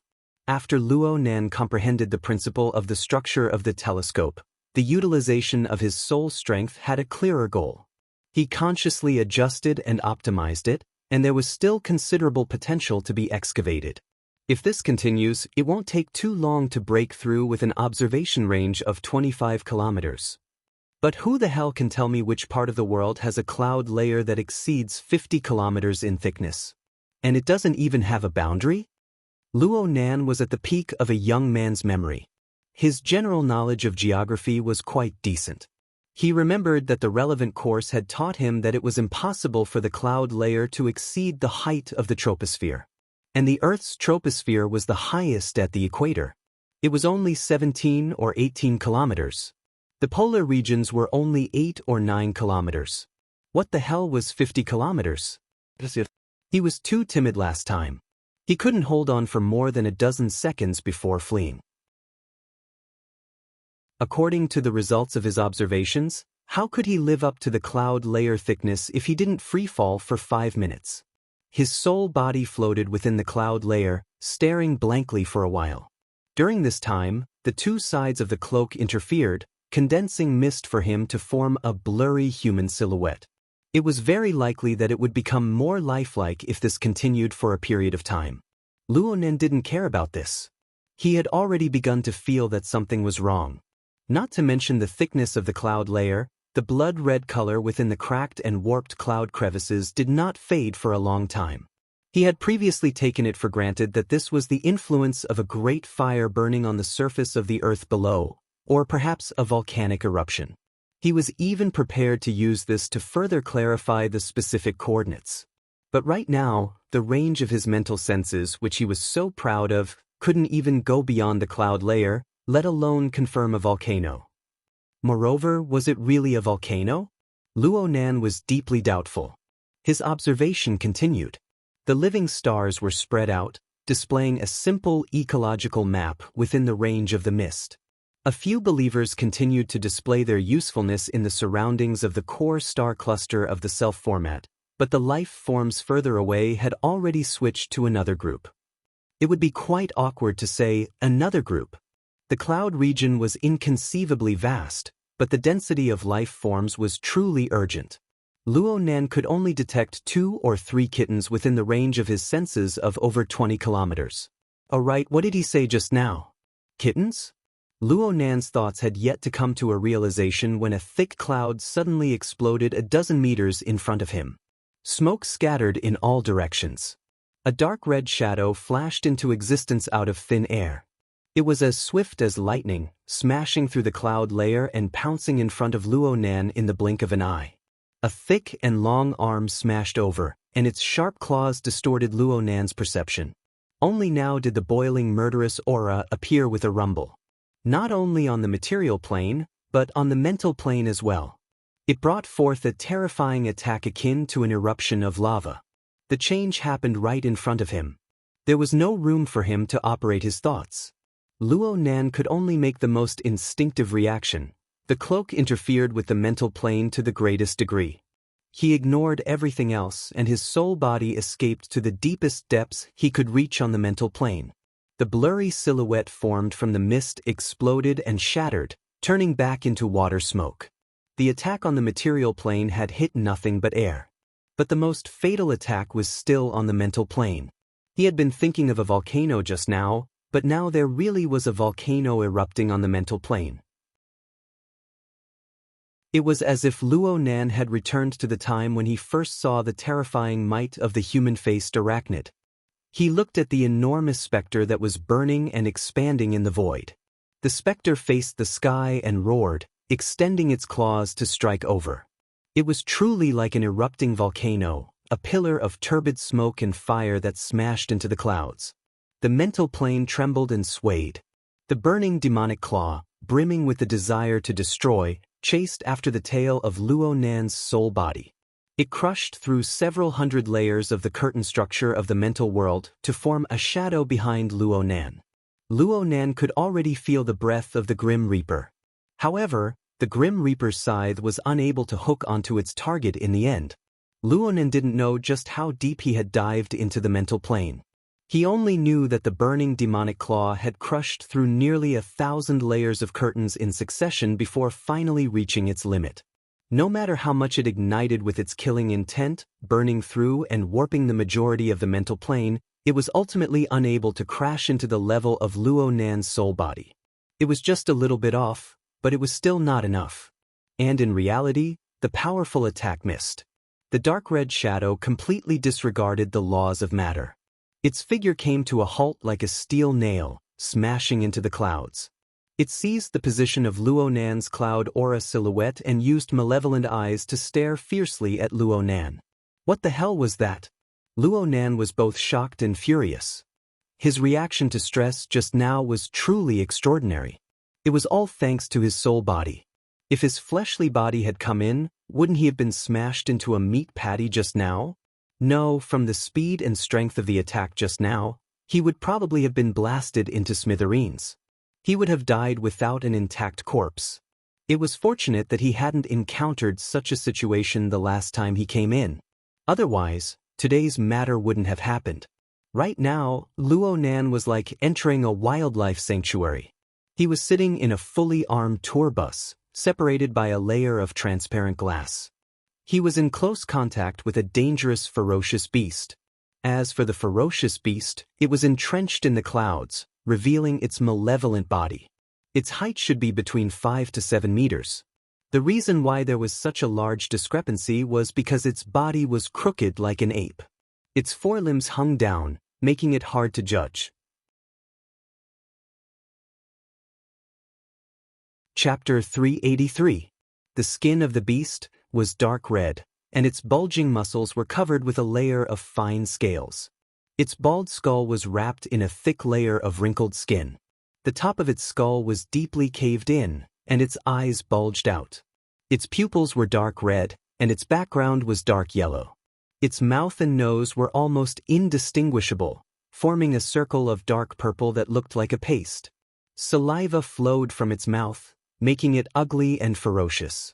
Just by looking at its appearance, there was no doubt that it was some kind of mutant species. It looked a little like a gibbon, but it was 100 times uglier. Luo Nan didn't know whether or not this fellow belonged to the type of mutant that had already been discovered. In any case, he had no impression of it at all, so he gave it the name of mushed-mouth ape at the last minute. At this moment, the rotten-mouth ape was staring straight at him with its crimson eyes.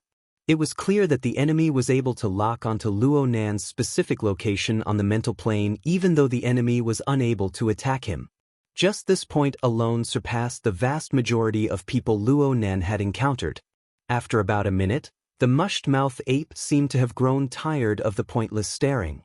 Its strong body slowly sank and disappeared into the clouds. Its gaze never left Luo Nan's location until the very end. Its gaze was turbid, but it possessed the cruelty and greed of a predator. This made Luo Nan understand that this mushed-mouth ape was treating him as prey. It had no intention of giving up in the short term. As long as it grasped the opportunity to break through the isolation on the mental plane, it would slaughter its way over without the slightest hesitation. It would tear Luo Nan to pieces, then it would devour and digest him. Sometime later, Luo Nan's thoughts were verified. Sure enough, the mushed-mouth ape didn't leave.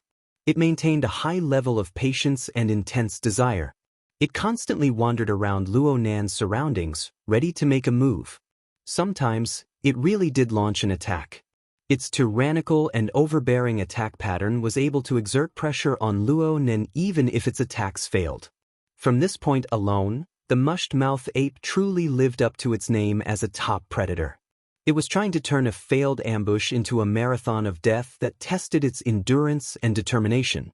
Controlling his soul in the depths of the mental plane at all times to avoid the attack range of the mushed-mouth ape was indeed quite tiring. He had to use the cloak to interfere at all times, and the consumption of his soul power was considerable. But it needed to be emphasized once more. Luo Nan wasn't afraid of consumption. He wasn't afraid of consumption. He wasn't afraid of consumption. Important things must be repeated 3 times. It wasn't easy to move around in the depths of the mental plane. The current rate of soul power consumption had indeed surpassed the output of the production line, but only by a little. It was like the evaporation of seawater by the sun. Although the amount was considerable, compared to the total amount of seawater, the consumption was negligible in a short period of time. If Luo Nan wanted to, he could race this mushed-mouth ape for several days and nights. They would see who would tire out first.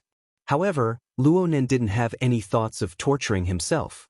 He was even more unwilling to waste his precious time on a meaningless chase. After taking the opportunity to observe for half an hour, he sped up with all his might. With the astonishing flying speed of his soul body, he forcefully shook off the mushed-mouth ape's pursuit and regained his peace.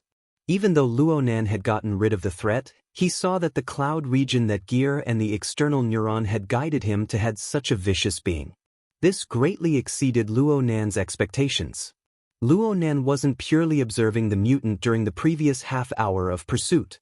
He followed the scouting method he had just learned not too long ago. He circled around a temporarily set center, crossed and flew, and did his best to expand the range of his senses. He was unable to obtain an exact number at the moment, but he made a rough estimate. His soul body continued to expand outwards at high speeds. The cross-sectional area it covered probably exceeded 10,000 square kilometers. It was a vast airspace with a diameter of 100 kilometers. It was equal to the size of the core city area of Xia City. But not only did he not discover the limits of the cloud layer, even the top, bottom, and 4 directions became blurry in the end. Only one thing was clear. The mushed-mouth ape he encountered had appeared again and again in this airspace. He no longer had any thoughts of 2 or 3 kittens. Even though there were only a few of these valiant and tyrannical kittens in the 100-kilometer area, it was still too crowded for apex predators. They moved like lightning, and their range of activity was frighteningly large. Luo Nan tried to lock onto 2 of them. He only followed them for a few minutes before the targets jumped out of the limits of his senses. But at the same time, new mushed-mouth apes leaped in. Last time, Luo Nan had only stayed here for a dozen or so seconds due to falling from a high altitude. He had avoided a direct confrontation with them. It was simply first-rate luck. He seemed to have overlooked something. He needed to sort it out. First of all, his encounter in the atrium of Gear and the marvelous use of the external neuron proved that his mother, and that person, had come here back then. Second of all, regardless of his mother's fate, they had indeed escaped unscathed back then.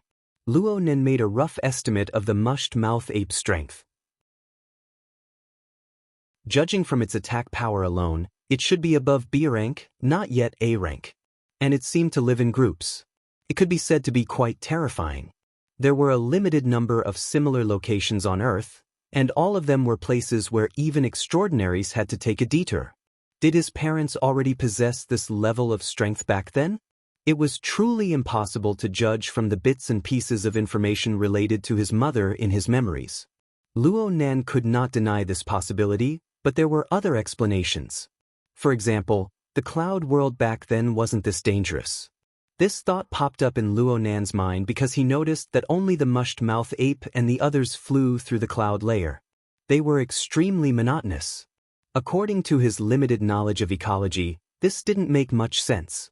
Even if they were mutants, they were still a type of living creature. They needed to survive at the very least, and eating was the most basic. The mushed-mouth ape did indeed possess a powerful desire to hunt, but the cloud layer environment was too monotonous. So far, Luo Nan had only discovered this type of living creature. There were no others. There were no other minerals or plants with high energy densities that could be ingested. The basic conditions for feeding them were not present. In addition, even though they maintained a distance from each other and maintained vigilance, Luo Nan couldn't see any intense desire to kill each other. Devouring each other and the like was not a normal option. Of course, Luo Nan considered the mushed-mouth ape to be a mutant, to be a living creature. If this thing was a fantasy breed that ate the wind and drank dew, a legendary demonic god, then Luo Nan would ignore what Luo Nan said. Was this the case? The possibility was very, very low. Luo Nan was temporarily unable to draw a life sketch for the mushed-mouth ape due to the interference of the powerful life magnetic field. However, the berserk and scorching life energy could not be faked, let alone the corporeal desire to hunt. All in all, Luo Nan concluded that these mushed-mouth apes were very likely affected by special factors. They had temporarily entered this area. For example, hunting prey. The mushed-mouth ape that had just killed Luo Nan not only possessed brilliant and skilled hunting techniques, but its choice of attack was also very appropriate. It hunted with caution and patience, as if it had practiced this frequently. Luo Nan drew a simple inference from this. They should have a target, at least in the near future. They were adept at roaming the mental plane. They very likely possessed the ability to interfere with the material world. They possessed a certain counterattack method. They had even caused a vicious mutant of B-rank strength to suffer a loss. They were mainly active in the cloud layer, but it was very likely that they had gone to other places and provoked a pile of trouble. All right, there must be a target. Luo Nan's chaotic thoughts finally became clear. But after becoming clear, his first thought was to slap himself in the face. If his guess was correct, he had personally thrown the target in. It was that snake tongue. That's right. He had hurriedly entered and exited the cloud layer through gear that day. Luo Nan still had Snake Tongue, who had suffered a backlash from the curse, in his hands. He didn't know how he had thrown Snake Tongue away, but he thought about it carefully. Indeed, it was most likely that he had thrown her here. If this was the case, Snake Tongue wouldn't have suffered a backlash from the Nightmare Vine spell while she was in a fugue state. She shouldn't have fallen to her death and been here for 10 days, right? Luo Nan was a layman when it came to the curse branch. But after that day, he did some understanding of Snake Tongue. He knew that this woman was one of the few curse experts of the inner world. Her mental state was extremely formidable. No matter how fierce the backlash from the curse was, it wouldn't be able to trap her for long. If he were to consider this line of thought, then the current situation would have a relatively clear explanation. Of course, this was pure conjecture. Perhaps his mind was obstructed, and his train of thought was wrong, leading him in the opposite direction. But in any case, Luo Nan's current mood was showing signs of worsening. The joy and sense of accomplishment from overcoming countless difficulties and finally entering the cloud world had long since been scattered by the volcanic eruption of the mushed-mouth ape. But before he could sort things out, he thought about the matter with Snake Tongue. He thought about the great secret his mother had hidden for many years.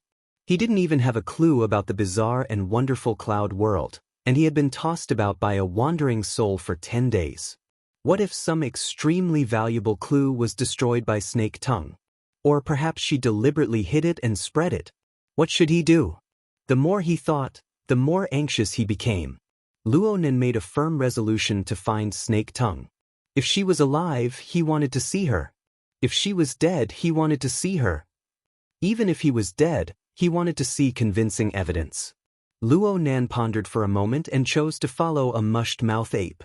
He would observe it for a long time before making a decision. But the stalking didn't go smoothly. Luo Nan's chosen target wasn't the one that had attacked him before. It was just a random choice. This fellow's body was a bit smaller, but it was just as valiant.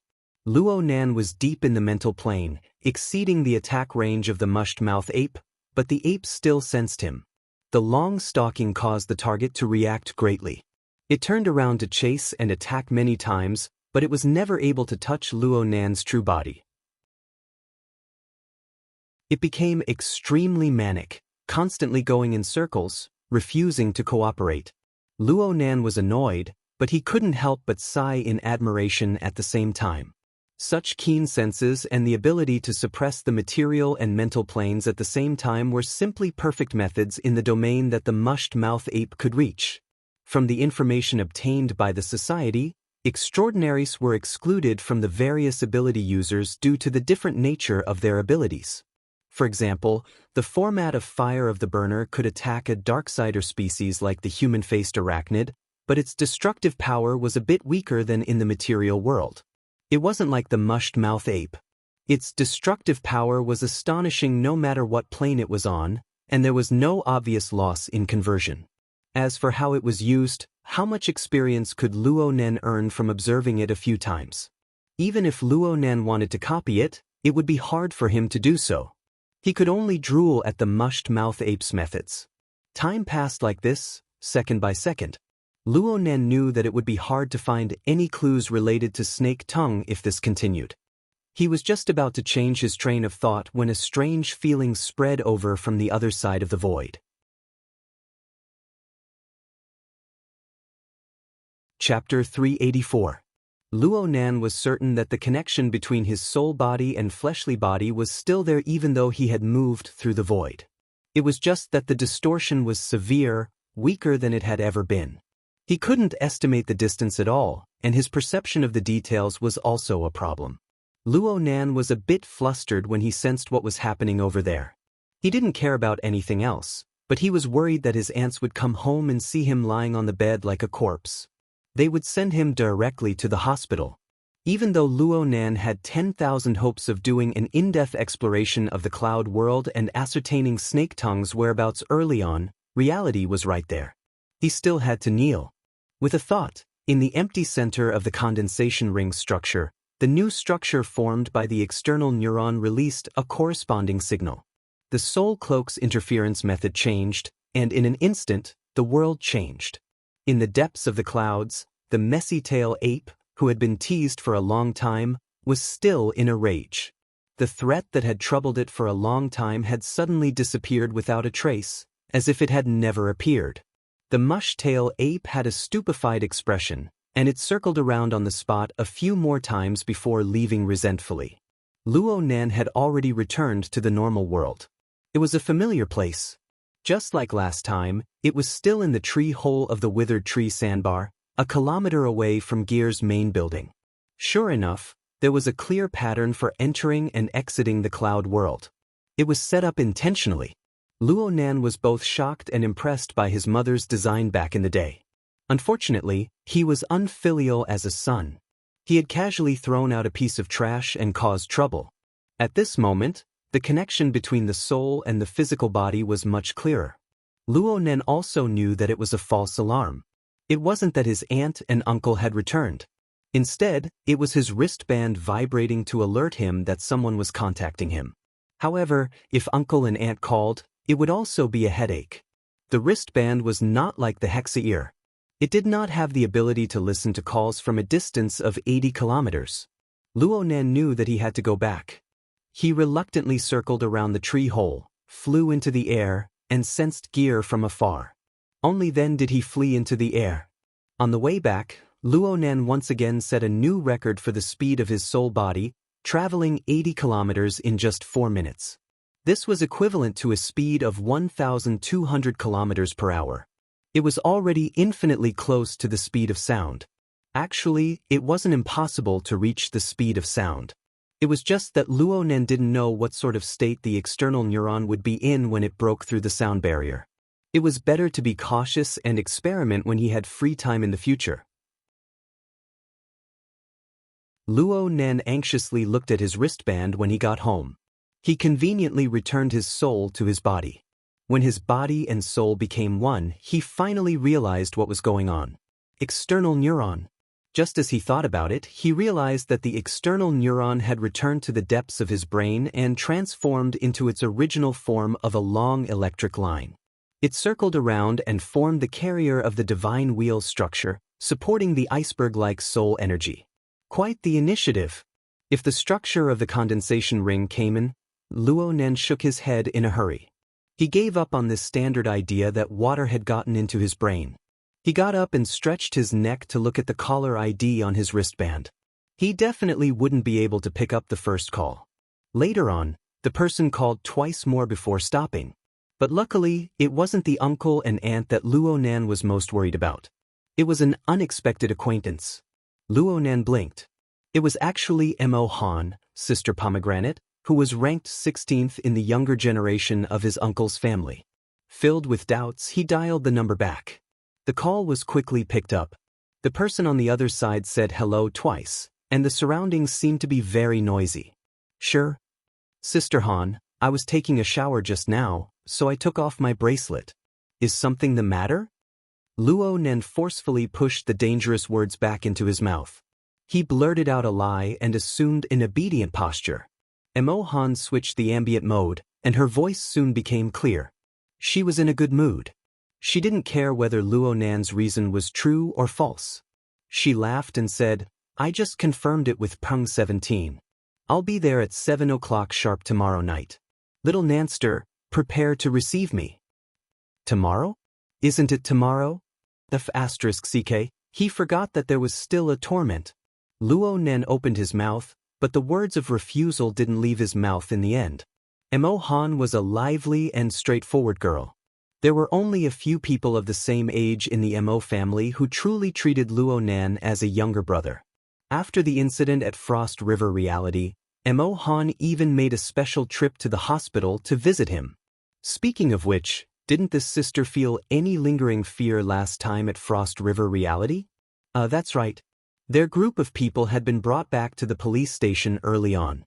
The impression they left behind was just a group fight. As for the situation in the news report, it was mostly separated by a layer. In this way, Luo Nan was the one with a shadow in his heart? Luo Nan ended the call with Mo Han with absurd emotions. He turned his hand and called Mo Peng. The moment the call connected, Luo Nan bluntly asked, What the hell is with this constantly expanding team? Mo Peng was yelling, Do you think I'm happy? It's clearly a get-together. Isn't Shirlu helping her family by going there? So hurry up and find someone. Find a fierce and handsome guy to bewitch her. Don't ruin our brother's plan. Plan your sister. I don't have a sister. Go find my sister. Luo Nan thought of Emoya, who was about to embark on her return trip. He immediately shivered and said unhappily, Just how many people are you bringing? Which idiot leaked the information? I admit it. Luo Nan was so stupid that he cried. He simply hung up. Luo Nan looked at the time again. His aunt and uncle could come back at any time. It was no longer suitable for his out-of-body state. He could only wait until nightfall to discuss it. His soul body withdrew, but Luo Nan's mind was still spinning in circles above the clouds. He diligently pondered on how to detect the shape of the sky over there as soon as possible. He wanted to find Snake Tongue's whereabouts, but he didn't have a clue for a time. After thinking for a long time, he changed his angle. He remembered that there was still a very crucial question. Where in the world was the region above the clouds? Boundless, thick clouds that defied common sense. Burning bloody light flowed between the gaps in the clouds. The powerful mushed-mouth ape flew here and there. Each element was extremely distinctive, but when gathered together, it was like a casually drawn demonic face. It was hard to distinguish.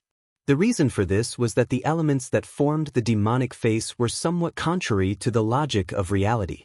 Luo Nan was even thinking that this wasn't some place on Earth, but a fantasy land. Luo Nan put aside his fantasy thoughts for now. He needed to consider the problem from a practical and measurable perspective. He didn't consider the thick clouds for now. He didn't care about the source of the bloody light. He just started with the mushed-mouth ape that he had observed for the longest time. The mushed-mouth ape should be a type of mutant without a doubt. It had gregarious tendencies and powerful strength. According to the knowledge he had learned, high-level mutants had quite a strong sense of territory. Only a small portion of the mutants resided in large groups, and the area was relatively fixed. If Luo Nan was able to investigate its species, there was a high chance that he could determine where on Earth this world was. Luo Nan gave it a try. He transformed the image of this monster into a mental signal and searched on the psychic wave network, but he didn't find anything. Clearly, relevant information didn't exist in the public information. He once again had the idea of obtaining classified information. This was a bit more troublesome. Right now, the Xia City branch's secrecy system was being implemented step by step. Anyone who wished to access classified information and utilize related resources needed to apply for access privileges. The threshold wasn't high aside from a very small portion of special information. However, access records would be left behind for future tracing. It was said that the secret level of the database was sealed off in passing after the branch exchanged large amounts of information with the military. He Yuan's work was certainly involved in this. No matter what other people said, she was modifying the behavior of the ability users of Xia City bit by bit. Luo Nen first subconsciously applied for an intelligent search service, but he suddenly reacted and chose to cancel it. This was a bit of selfishness. He didn't want to expose too much information regarding the cloud world. He hadn't even figured out his mother's inheritance, yet he wanted everyone to know about it. What was the point of this? The more he wanted to protect his food, the more Snake Tongue's existence was a thorn in Luo Nan's heart. He needed to find that female ghost as soon as possible no matter what. Luo Nan nearly wanted to kill his way to gear, but he was still rational. He knew that he couldn't cause any new problems before dinner, so he forcefully suppressed the urge. He needed to adjust his state of mind. He thought for a bit and took advantage of the time he was applying for access privileges to the database to borrow the Mutant Species Encyclopedia, Inner World Edition, and some other video and text materials related to mutants. He also pulled up the video materials from last year's intermediate training class, supplementing the handouts and notes Papercut had sent him. He needed to act like an obedient child at home before dinner. Using the precise and nimble dripping sword to pass the time was just right. Luo Nen didn't deny that he had a very special feeling toward the dripping sword. Not to mention the dripping sword's own effects, the structure of the condensation ring had truly made a great contribution. It drew in the external neuron to form a central structure that transformed interference power, thus forming a soul cloak. It could freely choose the direction of interference on the mental or material plane, freeing Luo Nan from his weak and frail body. Needless to say, Luo Nan would owe this favor when he entered the cloud world. Once a person developed a sense of intimacy toward a certain skill, they would possess an abundant driving force. At first, Luo Nan just wanted to pass the time, but when he truly began to research, his standards unconsciously rose higher. Not only did he need to improve upon the core structure of the condensation ring, but he also needed to carefully ponder over several auxiliary structures. Speaking of which, he was quite curious. The condensation ring had undergone a body rebirth with the external neuron.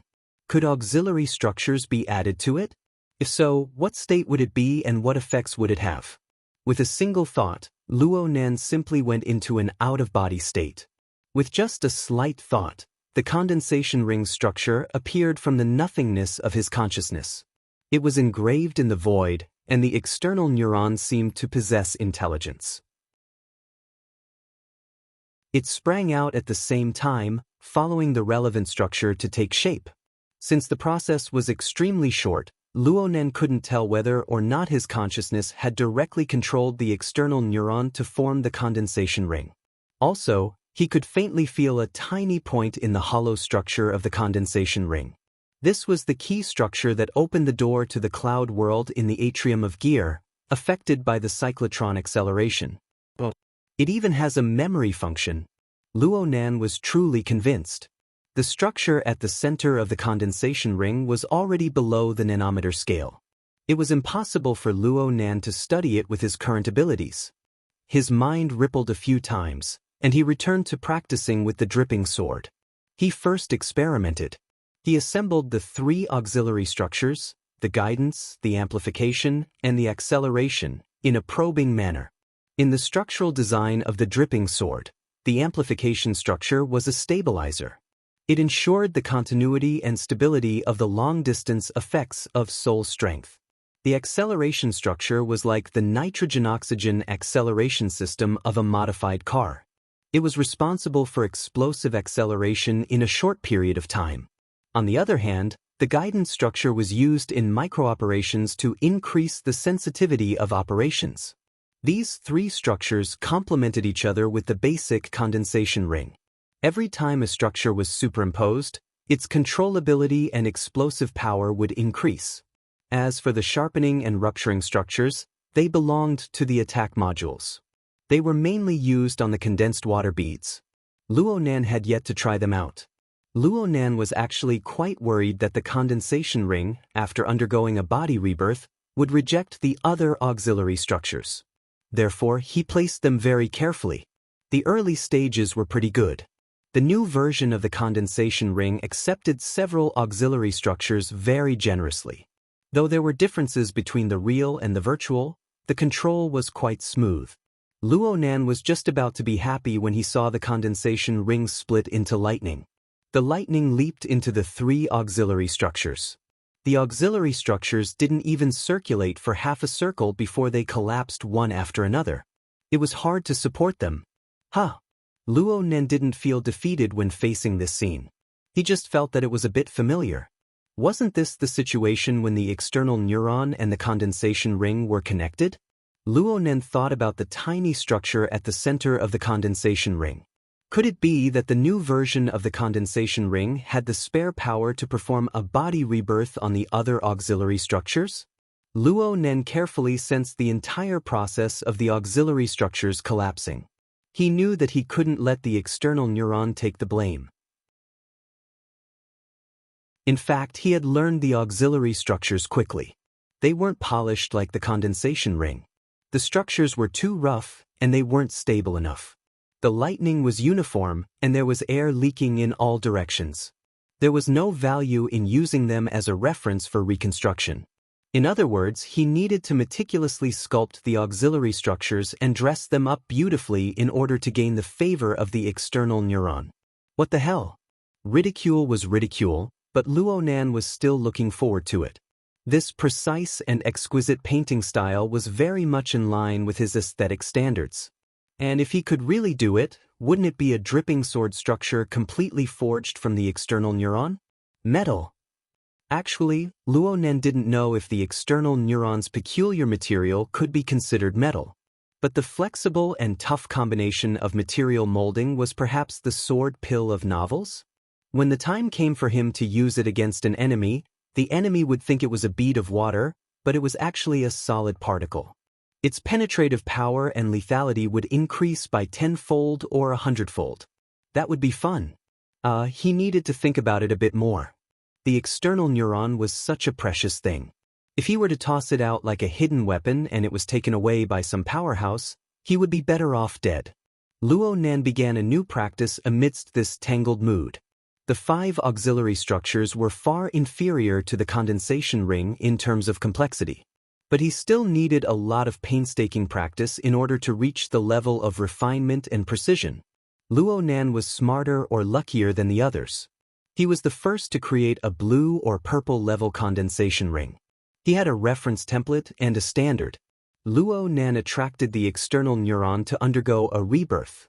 It was tantamount to having an indestructible carrier and testing instrument. Any of the auxiliary structures that lacked precision would not be able to pass the threshold of Luo Nan's subconscious. Even if he managed to fool it, the external neuron would feel that the quality of the harem wasn't good. Electricity would burst forth, and any defective product would immediately disintegrate. This was another torturous process. Luo Nan had just wanted to kill time before dinner, but he never expected that he would spend the next 4 or 5 hours on these auxiliary structures. He had no choice. When a person's brain became excited and their concentration increased, it was not easy to reverse their direction.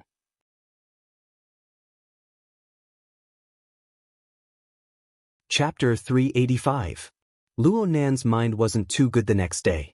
He sat in the classroom, his mind dispirited most of the time. His mind was blank during class. Not a single bit of what the teacher said entered his ears. Xue Lei only met up with him before the 3rd class. He was shocked to see Luo Nan's condition. "You broke your training?" "I stayed up late." Luo Nan's answer was concise and clear. He had been practicing the dripping sword until midnight yesterday. After the night class, he couldn't help but go into an out-of-body state. He crossed half the city and entered the cloud world from gear. He continued his search, constantly familiarizing himself with the environment. His search yielded no results, but he didn't sleep the entire night. His mind was dispirited from going back and forth. Shui Lei was a clever person. His first reaction was, "Did you miss your morning and evening classes?" "Nope." Luo Nen rolled his eyes and yawned. Shui Lei spoke very seriously, "It's about the same even if you didn't miss it. Blood and energy are nourished and consumed during training. It's very complicated. Your way of playing is like lighting a lamp and boiling oil. The effects are halved.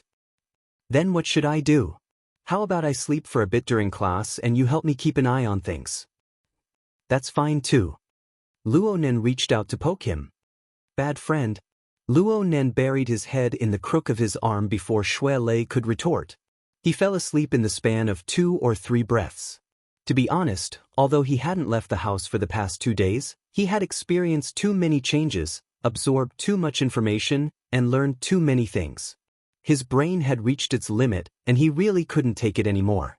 In any case, this was a public class. The enormous lecture hall was the best cover. A few possibilities flashed through Luo Nan's mind before he fell asleep. For example, Shui Lei calling him, Peony calling him to begin the search mission, the society calling him, and so on. But things were hard to predict. What truly woke him up from his dreams wasn't any of these factors. It was a stimulation that came from the mental plane. It came from a position that seemed very close, but he couldn't grasp it.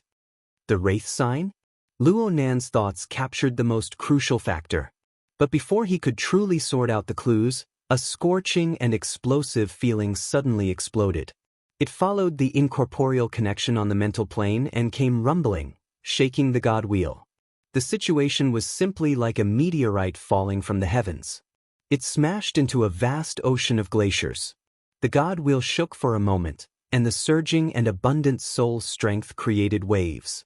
It instantly formed a dozen or so tides that came crashing down. Luo Nan was really caught off guard. The God Wheel frame constructed from the external neuron was stable, but the feeling of pain and danger was real. He screamed. His body tensed up, and his entire body. His knee hit the bottom of the table, and the tables and chairs in the lecture hall were fixed. A muffled sound rang out and Luo Nan's entire body bent like a prawn. He hugged his knees and sat down. Shui Lei was shocked to the side. The first thing he did after coming to his senses was to throw his entire body over to protect Luo Nan. He believed that Luo Nan had suffered an assassination attempt from headquarters or some other power. He wanted to prevent Luo Nan from suffering a second injury. The classroom was silent for a moment, and then the lecturer on the podium said coldly, "What are you doing?" In the next 3 seconds, the classroom went from buzzing to roaring laughter, and the discipline in the classroom instantly collapsed. As one of the best educational institutions in Xia City, Acumen College had never been a place where one could spend their days leisurely. Although they didn't go as far as to implement some sort of militarized classroom discipline, there were naturally conduct points and strict examinations to punish students who caused trouble in class. Luo Nan had shaken the entire lecture theater to the point of buzzing. Shui Lei had directly pounced on Luo Nan with the weight of MT Tai. If Luo Nan didn't raise his blade and make an example out of Shui Lei, he would be letting down the class time system. The lecturer on the lectern was a middle-aged woman in her 40s or 50s. Her facial features were quite good-natured, but her expression had turned cold and hard after receiving such a torment from Luo Nan and Shui Lei. "Get up, I'm fine." Luo Nan struggled to break free from Shui Lei's oppression. He endured the pain in his knees with great difficulty, and when he straightened up, he saw this scene. He was already exhausted to begin with, and his reaction was much worse than usual. He was even more sluggish, and he could only display a stupefied expression, unable to do anything. Shui Lei was about the same to the side. He still hadn't switched out from his bodyguard identity. Right at this moment, the young female teaching assistant, who was a support staff member, walked over to the lecturer's side. She said something in a soft voice. The middle-aged female lecturer's anger was suppressed, and she spoke coldly. "Students, please stand up." Luo Nan and Shui Lei glanced at each other, and they obediently stood up. "What are your names?" Luo Nan and Shui Lei had already accepted their fate. They lowered their heads and said their names, but they were a bit vague. The female lecturer didn't care. She just said, "Students, if any one of you isn't feeling well, you can go to the infirmary and get treated as soon as possible. Don't disturb the other students in class. He's having hysteria. I'll immediately take him." Shui Lei reacted, and he directly made Luo Nan into a mental patient. He made a supporting gesture, and he supported Luo Nan as they walked down step by step amidst the chaotic laughter of the students. Luo Nan's knee was injured, and he really was limping. The two were like this. They didn't dare to raise their heads, and they cut a sorry figure as they left the classroom. Luo Nan's absent-minded mind recovered a bit just before they left the room. He noticed one thing. The young female teaching assistant who had persuaded the lecturer was actually someone he knew. Tianxi. They hadn't contacted each other since the incident at Ocean Sky Cloud City. Presumably, Tianxi needed quite a long period of time to sort out her emotions. But he never expected that they would meet again in such a manner. Luo Nan didn't feel comfortable saying hello, so he left in a hurry with Shui Lei. But the bell rang before the elevator even reached the bottom floor. Luo Nan only found out after asking Shui Lei that it was the last class of the morning. This fact hurt Luo Nan quite a bit. Things wouldn't have escalated to this extent if he had been a few minutes late. His wristband vibrated at this time, and the name of the contact appeared. Luo Nan rushed to pick up the phone. "Senior Sister Tian, thanks for just now." The caller was none other than Tianxi. Her tone was gentle and calm, just like a friend she often interacted with. "It's nothing. Teacher Wu has a very good heart. She asked for your name, and she didn't scan it through the class system. That means that she wants you to open up. Otherwise, it would be hard to avoid deducting conduct points. That's all thanks to Senior Sister Tian's help. I'll treat you to a meal later." Luo Nan spoke in passing, and he suddenly felt that these words were very familiar. It seemed that he had said these words more than once in the past few days. Actually, this was normal. As his social range expanded, his interpersonal relationships gradually became more complex. It was hard to avoid social interactions. What other words could it be if he didn't say these words?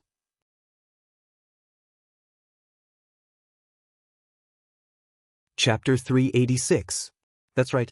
This was in line with Ocean Sky Cloud City's victim setting. Luo Nan thought this way, but when he heard the sigh, he felt quite subtle. His mind became much more lively and quick-witted. He immediately smiled and said, "Then Senior will treat me to a meal." Tianxi reacted extremely quickly. "Tonight?" "Today?" Luo Nan jumped in fright. "I have an event tonight." "Really?" Tianxi's tone was filled with doubt. Perhaps she was even a bit disappointed. This made Luo Nan feel embarrassed. His mind spun, and he suddenly had an idea. "Right. Senior, you should come and participate tonight." Tianxi was surprised. "Invite me?" "Yeah. You actually know them. It's Mo Pering and Mo Han. Remember? They're your cousins? Last time at Frost River Reality." Her voice suddenly cut off. Luo Nan's mind became more and more agile. He knew that Tianxi was probably a bit embarrassed. After all, the last event was to create an opportunity for her to socialize with Luo Nan's third cousin, Mo Chiu. It seemed that nothing had come of it. It really wasn't that kind of thing to participate again. Well, with Luo Nan's social skills, this kind of slip-up was inevitable.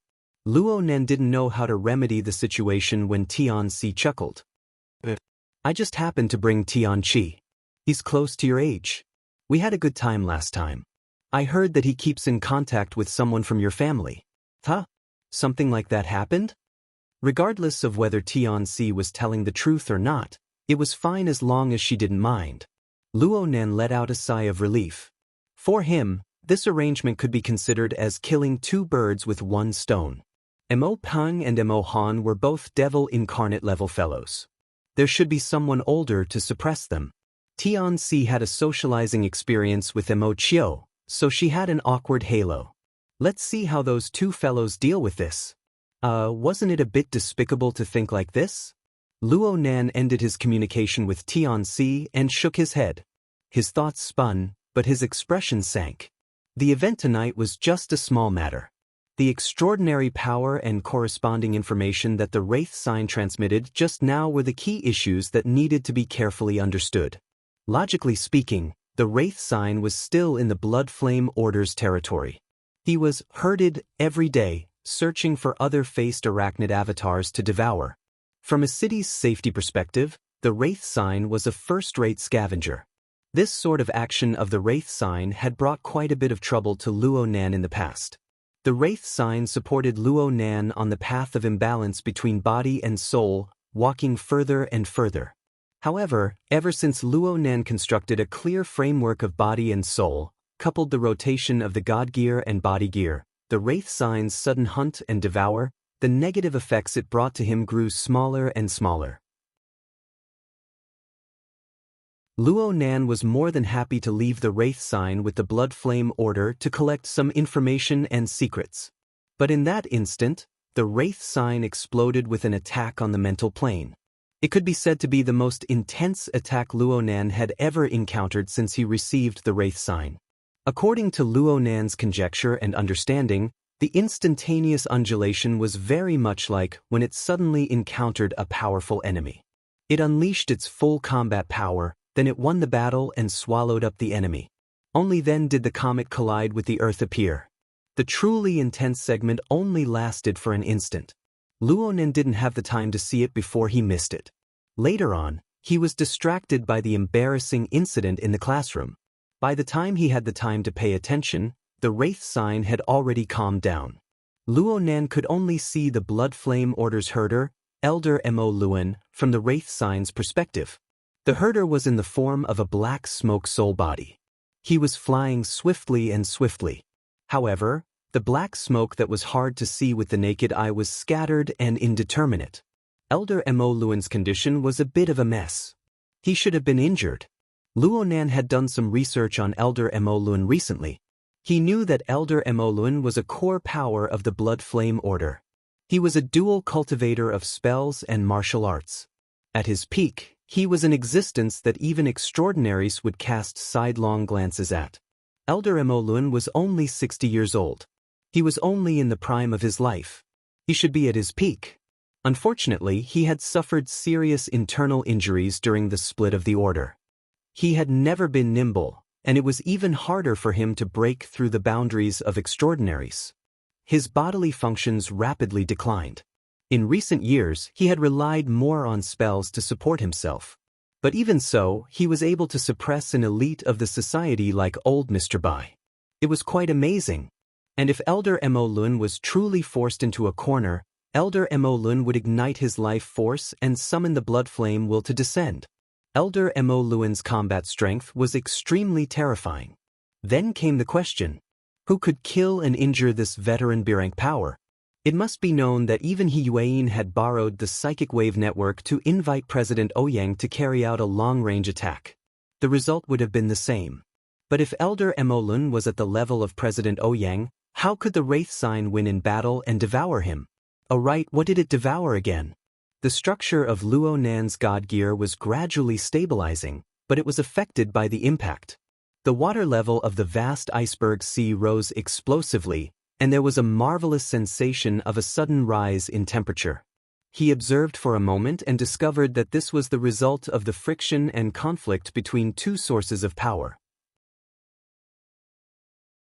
Clearly, the thing it devoured this time wasn't another human-faced arachnid's avatar, but something else. The difference in nature is quite large. After forcefully devouring it, digesting it is quite strenuous.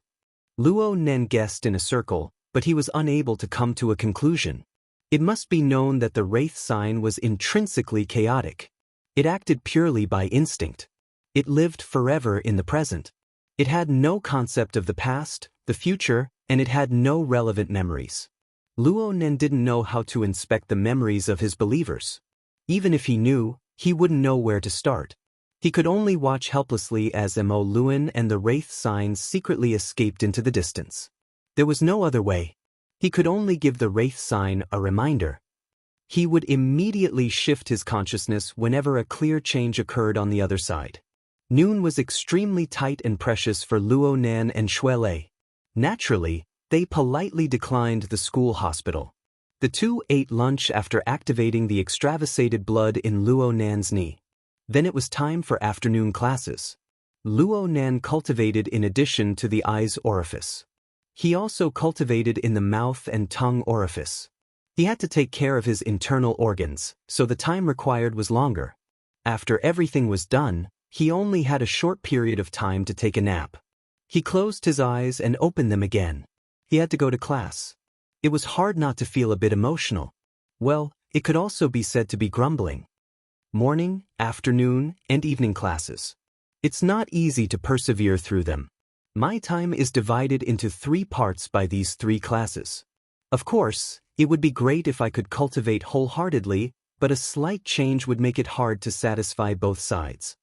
That's why. Why is it that many martial arts seniors like to go into seclusion once they reach a certain level? It's because they want to avoid the interference of the outside world to the greatest extent.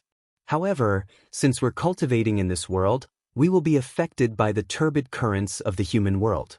How can we always follow the prescribed order and be smooth sailing? Cough. You can't use these words as an excuse. Got it, senior brother. Luo Nan groaned. He stretched his back on the trolley, and the bones, flesh, and tendons of his entire body crackled. The endless turbulence and the rising temperature of the vast ocean of icebergs was a bit lacking in stability.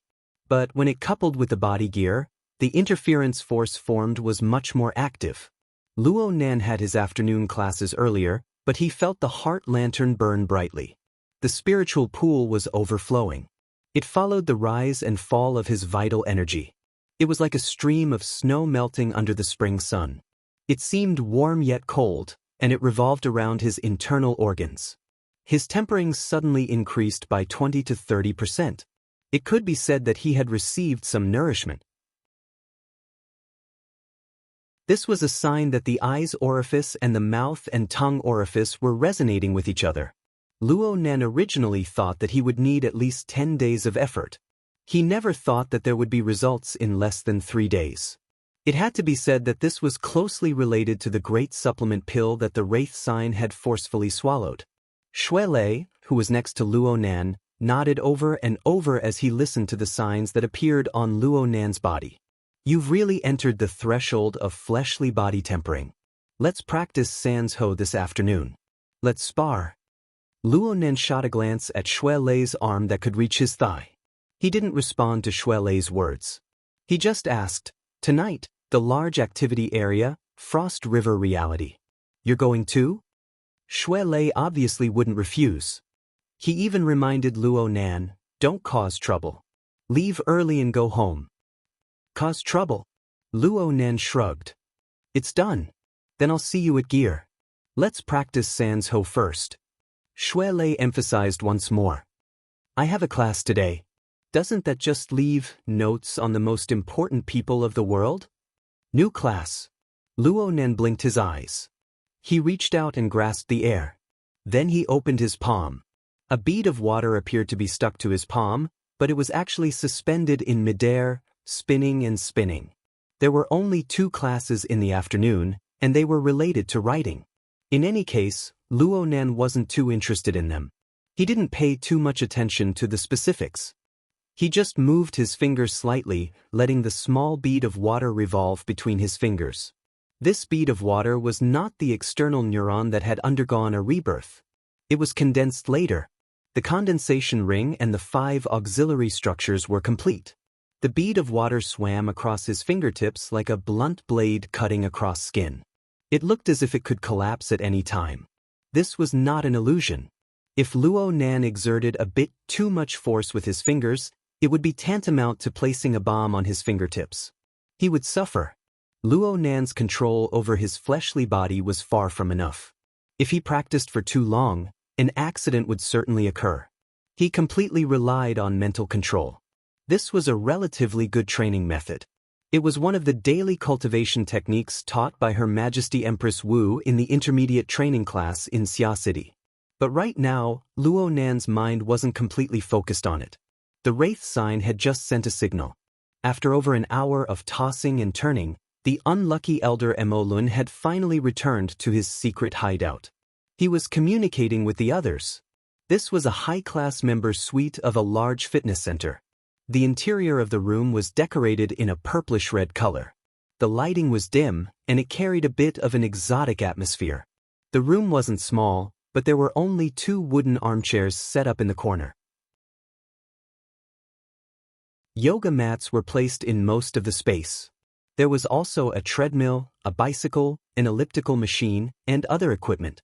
There was also a small hot spring in the corner. Elder Emo Luan's fleshly body was already here. He sat cross-legged in the hot spring naked. However, Emo Luan's soul had yet to return to his body. His injuries had yet to heal. Perhaps returning to his body would allow him to recover a bit faster, but it would make his body, which was already full of hidden injuries, even worse. Emo Luan could only endure for a while. Emo Luan's soul floated in the room, and the Wraith sign was right next to him. There were 2 wooden armchairs in the room. One of them was empty, reserved for Emo Luan. Even if Emo Luan didn't sit, he still had to show respect. 6 core members of the order had already received the news and were gathered here. Luo Nan was able to recognize all of these people after a month of intermittent identification.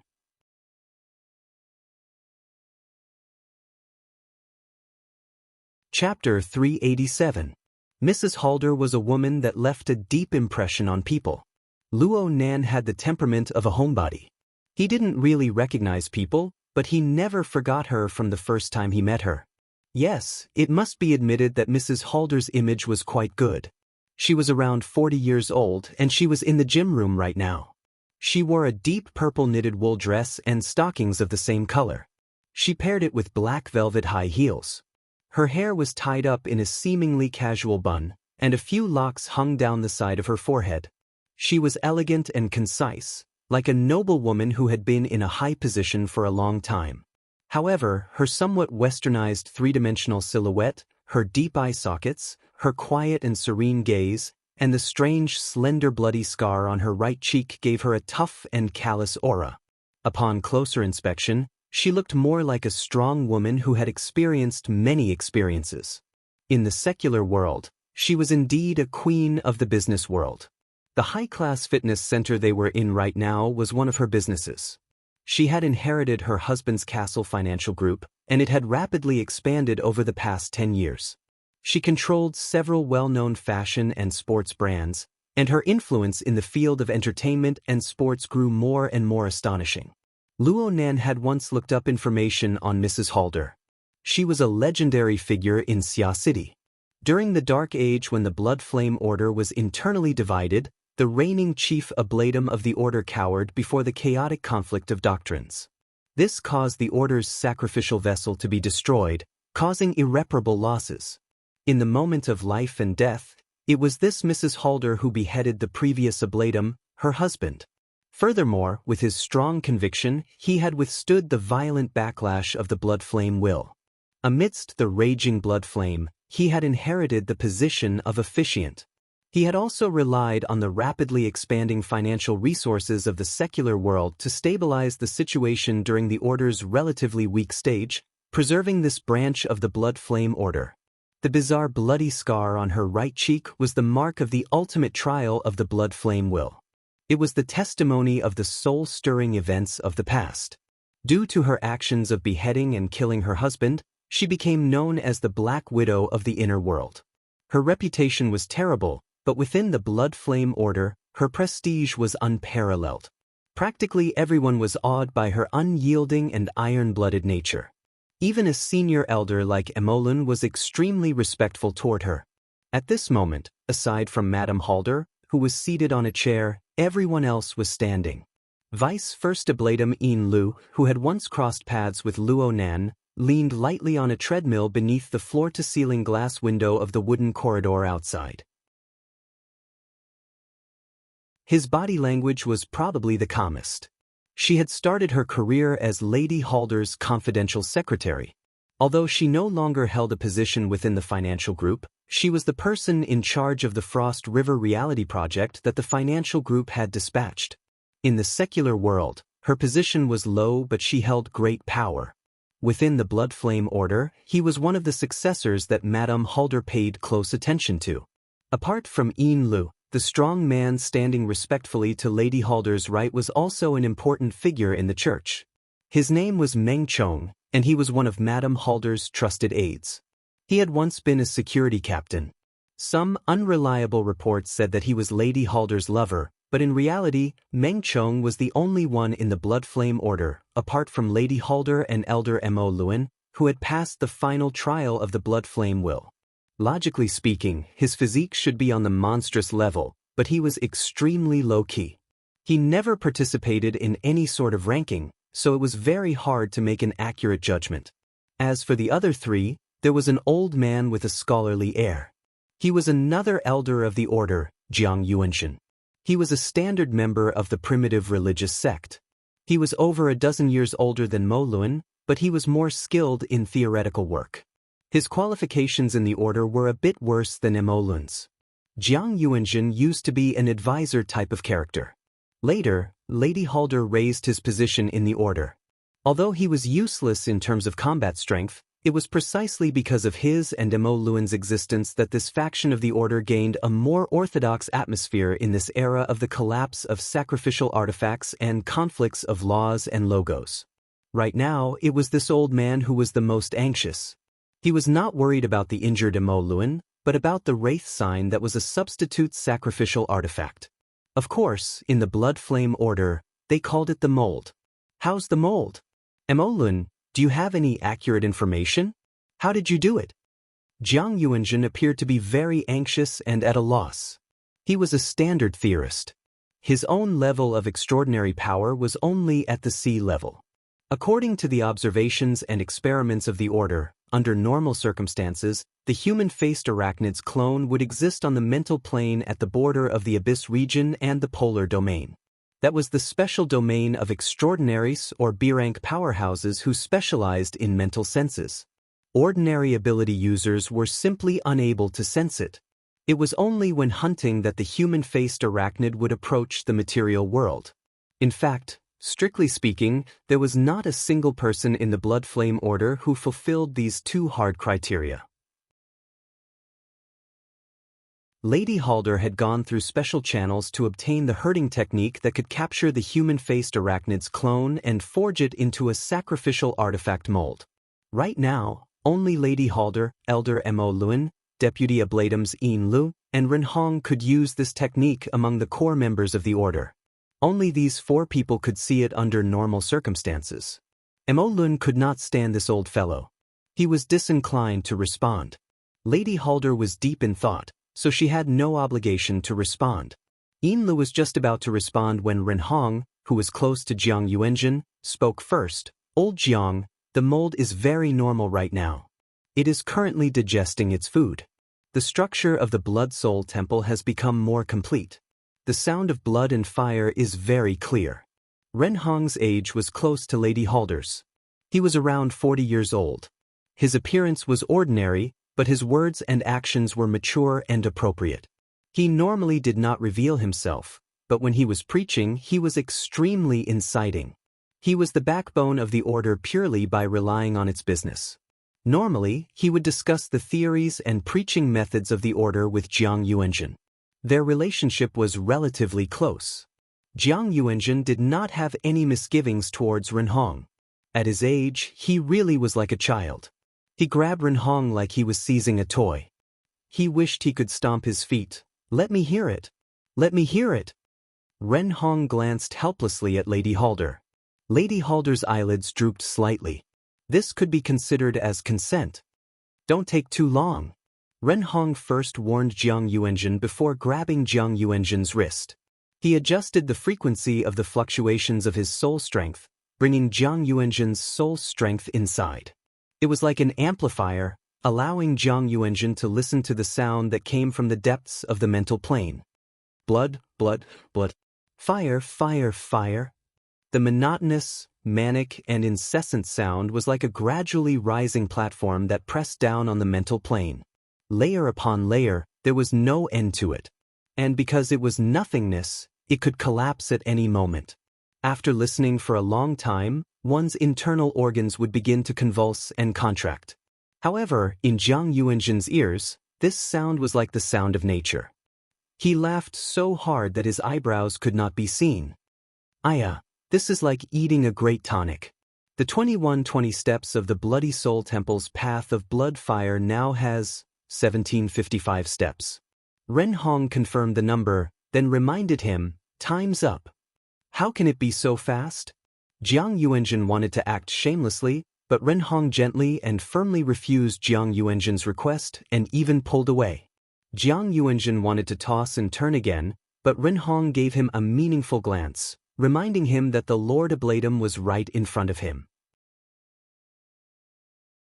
Jiang Yuanzhen had been raised by Mrs. Halder, so he was afraid in his heart. His face twitched and he finally stopped pulling. He turned to face the master's seat and smiled. Then he began to count with a deadpan expression. Last time Mo Lun reported the number of steps to be 1569. My goodness, this time it's 186 steps? Yin Lu reminded him from the side, "Old Jiang, there was a successful hunt last week that didn't make the report. At that time, it was already 1605 steps. A whole 150 steps is too much. Especially the blood flame path, which starts at the end of the 1600 steps. Even if it can't compare to the final 120 steps of the blood flame altar, it still isn't easy to construct. What in the world is this thing? It's so powerful." If Luo Nen hadn't used the Wraith sign to spy on the high-level communications of the Blood Flame Order, he would certainly have been completely baffled. Actually, the so-called Blood Flame Path was the quantitative standard of the Blood Soul Temple structure that the Blood Flame Order had implanted into the human-faced arachnid's avatar. It was divided into 6 levels. The first 400 steps were a stage, and the last 120 steps were the final sublimation stage. Not only did it have numerical quantification, it also had an image. Right now, the hell-like structure that had been assimilated into the Wraith Sign's body was piled up layer by layer from the center. It was like a mountain peak of cooled lava. The mountain path on top of the mountain twisted and turned. There were many pores in the mountain rocks, and lava flowed and spat out. It could be described as a river of lava and a stream of fire. It could change the mountain's terrain and shape at any time.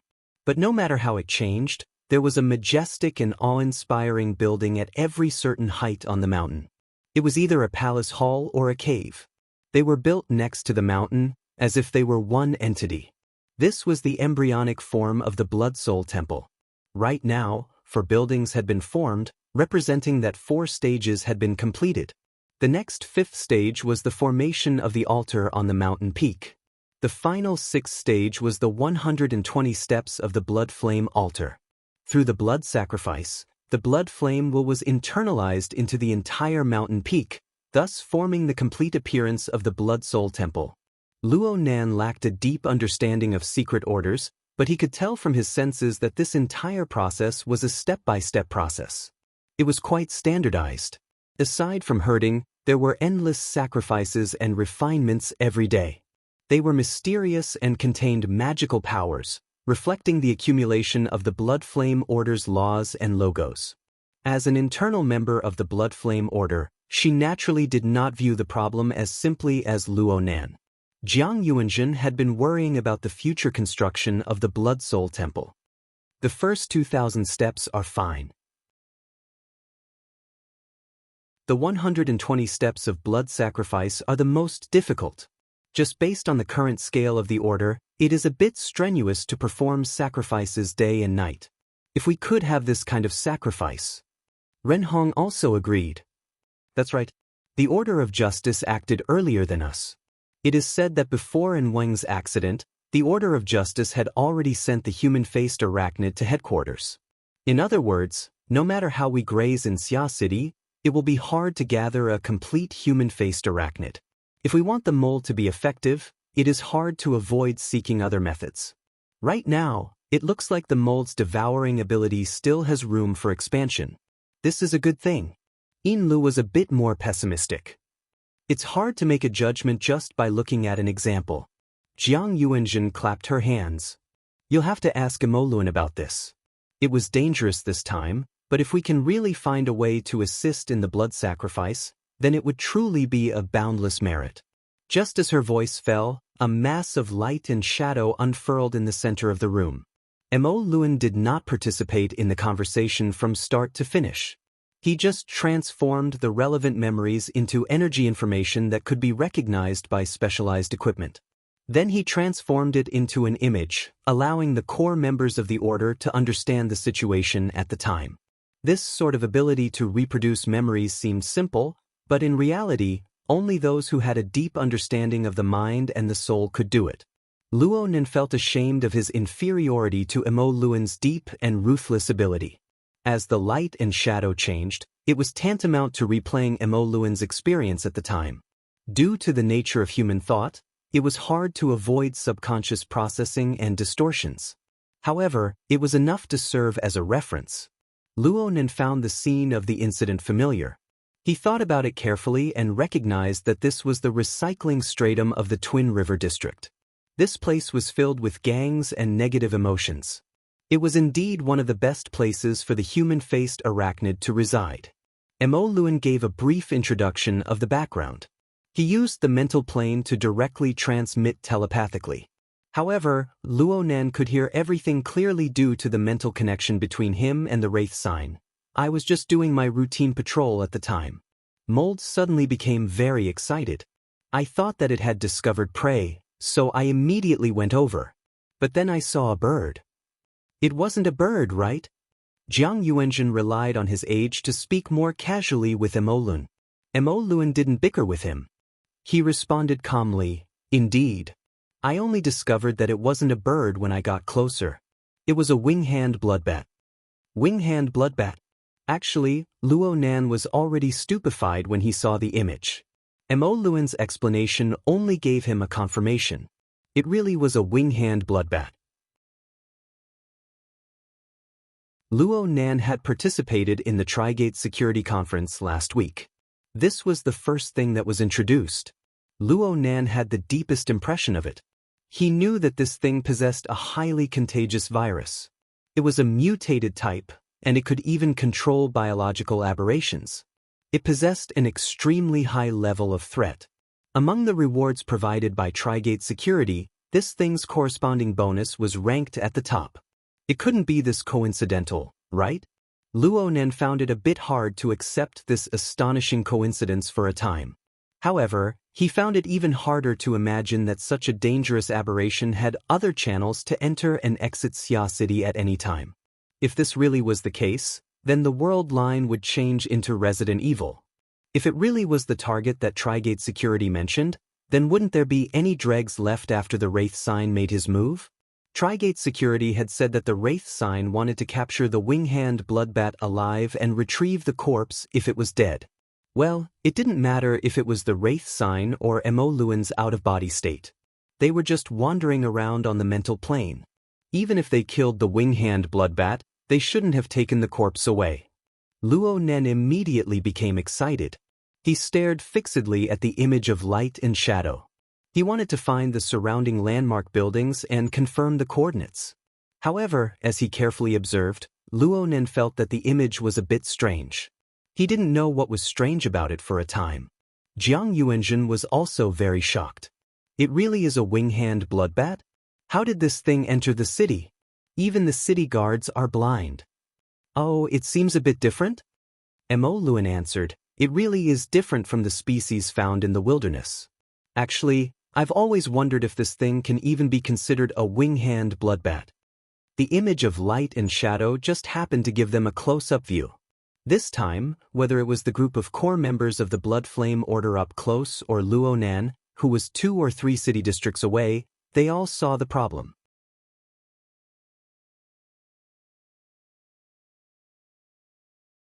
Chapter 388. Too tough. This was Jiang Yuanjun's evaluation. It could be said that she was right on the mark. This wing-hand bloodbat was a lot thinner than the image data Luonan had seen. Luo Nan still remembered the countless number of wing-hand bloodbats fluttering under the setting sun in the information provided by Trigate Security. Though they weren't large in size, every single one of them was like a savage and powerful caning. Their foreclaws were sharp, their muscles were solid, and their fur was glossy and smooth. Their skin and bat wings were a bit dim, but they were powerful in their flaps. One look and one could tell that they weren't easy to mess with. However, the one Mo Luan encountered was a typical symptom of dysplasia. Its wingspan was at most 20 centimeters, and it was shriveled and skinny. Only its eyes were blood red, giving it the feeling of extreme insanity. It wasn't even 11:30 in the morning at the time. It was the end of the day on the recycling stratum, the time when the visible light was the most. This wing-hand bloodbat shuttled back and forth between the sunlight and the shadows. Its skin and bat wings let out a strange sound when they flapped. According to the information provided by Trigate Security, this wing-hand bloodbat was an estrus. Of course, it was unable to find its own kind to satisfy it within the boundaries of Xia City. This made it all the more irritable. Perhaps it was this kind of emotion that attracted the human-faced arachnid to discover its target. The wraith sign immediately pounced over restlessly. Unfortunately, these two vicious creatures weren't dealing with the problem of estrus. They were engaged in a life-and-death battle. From the perspective of a normal person, they would at most see the bat shadow circling in the air. They wouldn't be able to see the deeper mysteries. However, the light and shadow displayed Mo Luan's memories of the time. The levels and details were far richer. This was the first time Luo Nan saw an ability user's memories of the mental plane. He couldn't take his eyes off it for a time. The conflict between the two sides erupted in an extremely direct manner. The wraith sign revealed a human face and an arachnid body. It had 6 eyes and 8 feet, and a chaotic and berserk mental attack radiated out. The wing-hand bloodbat's reaction was a bit slower, but its counterattack was extremely fierce. It didn't use its claws and other substantial weapons. Only its eyes deepened by a shade, and a dazzling bloody mist soared from its body. Thousands of human faces could be vaguely seen as it soared. There were also strange demonic shadows interweaving, treacherous and savage. Such a situation greatly exceeded everyone's expectations. Therefore, even though Jiang Yuanjin knew that this was a scene reenactment, she still cried, "Ah!" from the gym. At this moment, Mo Luan's perspective was very close. It was clear that Mo Luan was also very surprised at that time and unconsciously moved closer to observe. The wraith sign showed its incredible fighting instinct. Facing the bloody smoke, it withdrew its explosive spiritual attack instantly, and the void outside its body was twisted. Perhaps it was because the bloody soul temple inside had gradually grown in scale, but it was already showing signs of interfering with the material world. At first glance, the momentum seemed to be slightly weaker, but in terms of endless depth, it was far superior. It was simply like a miniature black hole. The result of the collision between the two sides also proved this point. The blood smoke and cloud chi collided with the outer edge of the distorted void and involuntarily twisted. It lost its burning momentum and was trapped and swallowed up. In a breath's time, there was not much left. As for the wraith sign, his demonic body instantly swelled in size. Luo Nan thought that this was the moment the wraith sign delivered the meteorite. At this point, it could only be said that the devil sign had won. However, no one expected that the wraith bloodbat would lose most of its blood smoke and cloud chi. Instead, its viciousness was aroused.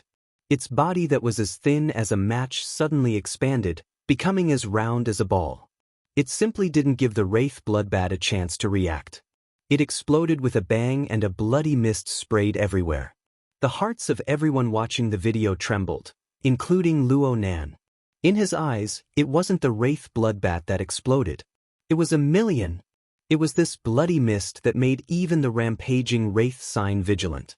He directly escaped into the depths of the mental plane, temporarily hiding. On the other hand, Mo Luan was too close. He was sprayed head-on by the remnants of the bloody mist. His field of view swayed in an instant, and his energy became chaotic. The video ended there. So it turns out that we were caught in the crossfire. Jiang Yuanjun let out a breath, dispelling her nervous mood. There was a bit of mockery in her tone. However, she soon said in distress, "I was just thinking that if the Wraith Bloodbat was useful, we could go to the wilderness and kill around. It wouldn't be any worse than a blood sacrifice. But after watching for so long, it seems that something isn't right?" It really wasn't right. Everyone present was a veteran ability user. They had gone to the wilderness at least a dozen or so times. The Wraith Bloodbat wasn't some rare species. Everyone had encountered them before. However, they had never seen the Wraith Bloodbat in Nemo Luan's memories. The Wraith Bloodbat used the blood mist as an attack method. Moreover, if something went wrong, the Wraith Bloodbat would immediately self-destruct. It could even injure a veteran B-rank power. Are there any left behind? Mrs. Halder cut to the chase at this time. In an instant, the gym entered its most serious state. Mo Luan understood what Mrs. Halder meant. She was asking if there were any samples of the force of the impact that injured him. Generally speaking, this was a very difficult matter, but Mo Luan answered. There are. An extremely fine thread of blood, like a gossamer thread, appeared out of thin air as he spoke. Actually, it was sent out by Mo Luan's soul body to appear before everyone's eyes. When this thread of blood was sent out, it was only a millimeter in length. But its diameter was even thinner. It was like a broken spider silk. If it wasn't for the brilliance of the bloody light, people with old eyes like Jiang Yuanjun wouldn't have been able to see it clearly. The nature of the thread of blood was extremely strange. It had only appeared in front of people for a few seconds, but it seemed to swell a bit and elongate a bit. Moreover, it twisted its head and swayed its tail like a living bug. Mo Luan spoke of the results of his observations during this time. For now, I am unable to define the mode of existence of this thing. It appeared within the blood of the wing-hand vampire bat, but now it exists on the mental plane. It endlessly devours and paralyzes soul bodies, rapidly growing stronger. He was still looking for an adjective when Mrs. Halder cut to the chase. A biological fission reproduction. A kind of mental microorganism, or perhaps a virus. Jiang Yuanjun suddenly clapped his hands. A human-faced arachnid. Everyone understood what he meant. Yin Lu unconsciously stood up straight. It really is similar. Could it be a Darksider species? A species that we have never discovered before? A Darksider species? Luo Nan, who could be called the best listener, suddenly became interested. This thing was a Darksider species? If this really was the case, then it would be the second species that he had seen with his own eyes. Luo Nan had studied the human-faced arachnid in detail during this period of time, but it didn't yield any results. The Darksider species or Darksider life form was a new concept in and of itself. It hadn't even been 2 years since it was proposed. A complete system had yet to be formed, and the amount of information was pitifully small. Luo Nan suspected that with his understanding of the human-faced arachnid, he could list a few phenomena and write a paper. He would receive treatment from a top journal, and he would earn so many honor points within the society that his hands would go limp. Therefore, he still had to rely on himself for everything. Luo Nan discovered that this blood virus was quite different from the human-faced arachnid through his observations. It was just as Mo Luan said. This thing's stance was quite ambiguous. It switched back and forth between the material plane and the mental plane. Essentially speaking, this was because its living environment was at the juncture between the mental and the material plane. It was an amphibious species. From the results of his current observations, the roots of its growth and strength were all on the mental plane. It didn't have the ability to absorb nutrients from the material world. However, it was unable to dive deeper into the mental plane. According to the conventional division of the inner world of 3 zones, 1 region and 1 domain, this thing could only move about in the topmost layer of the shallow zone. It was like a mosquito larva on the surface of the water. But if it continued to split and reproduce, then it would be hard to say.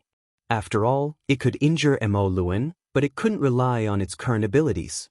Luo Nan could sense that the Wraith Sign, who had been resting idly in the depths of the mental plane after Mo Luan released the blood virus, aroused its instinctive attention. But perhaps it saw that this thing was too weak. It wasn't enough to fill the gaps between its teeth, so it lost interest. Perhaps it wanted to raise it? While Luo Nan was researching, the others weren't idle either. It's also a parasitic species? Ren Hong tried to make a judgment. So to speak, that wing-hand vampire bat is actually a victim host? Is this parasitic relationship a designated one, or is it an arbitrary choice? Perhaps he just wanted to express his thoughts, but the meaning behind his words was like a cold wind that blew the atmosphere in the room cold. With the complexity of mutants and the pitiful depth of human research, it wasn't strange to suddenly discover a new species, especially the Darksider species that came and went without a trace. However, the situation of being parasitized still made people feel unhappy. In the research of mutants, parasitic and symbiotic relationships were actually quite common. During the craziest mutant era, large quantities of insects and microbes on Earth suffered from warped mutations. They evolved into similar abilities, bringing about an extremely terrifying chaos. There were often people who said that the ability users that appeared in the new era were products of a kind of parasitic and symbiotic relationship. They were mutations caused by special viruses entering the host cells. But it was very hard for people to accept this theory. As humans who possessed high levels of intelligence, they instinctively loathed this sort of image that threatened their self-awareness. 9 out of 10 Darksider species are parasitic. There's no need to say too much. Lady Halder ignored her own instincts with her powerful willpower. She focused her gaze on the swimming blood virus before her eyes.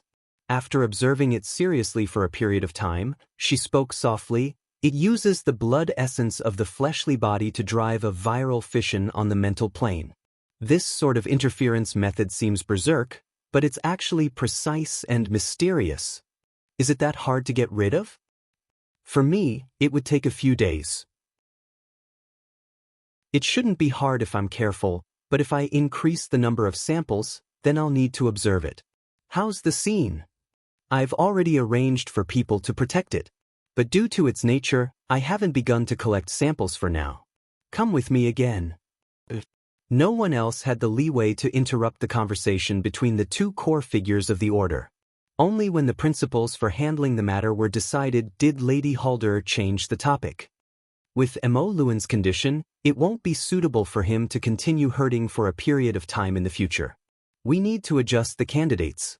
Everyone discussed this. Everyone's expressions were solemn. What Lady Halder said was a very realistic matter. The founding ceremony of the Blood Flame Order was on December 21st. There were only 40 days left until today. The mold for the Blood Soul Temple had just reached the 5th stage. The progress was smooth, but it could not be interrupted no matter what. In reality, as the human-faced arachnid incident receded and the hunting operation continued, it became more and more difficult to search for the human-faced arachnid's clone in Xia City. The slightest bit of slack could bring irreparable negative effects to the reconstruction of the sacrificial artifact.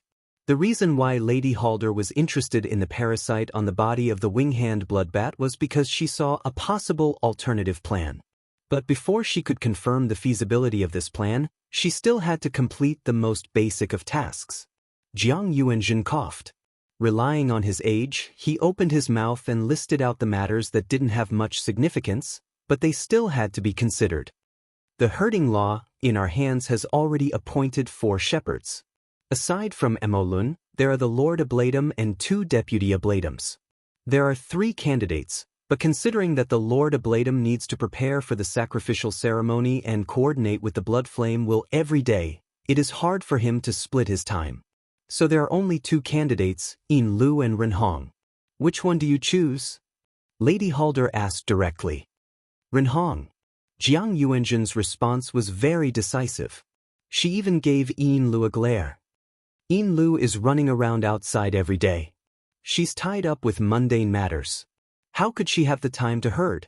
Yin Lu smiled bitterly and lowered her head. She didn't want to argue with this old man.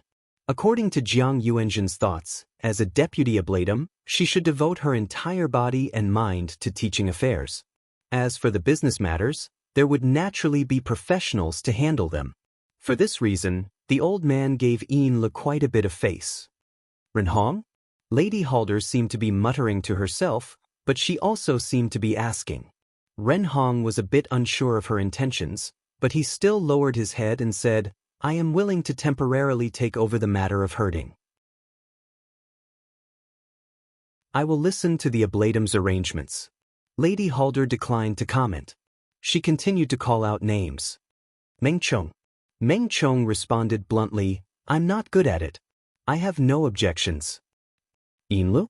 Yin Lu was the person involved. She could only say, I will listen to the boss's instructions.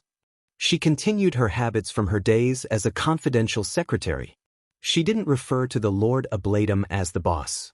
Lady Halder's gaze swept across everyone in the room. In the end, her gaze stopped on the face of the person who had been silent all this time. Wu Kuei? Wu Kuei was an ordinary man who could be drowned in the crowd at any time. His stature was short and stout, and he had no sense of existence at all.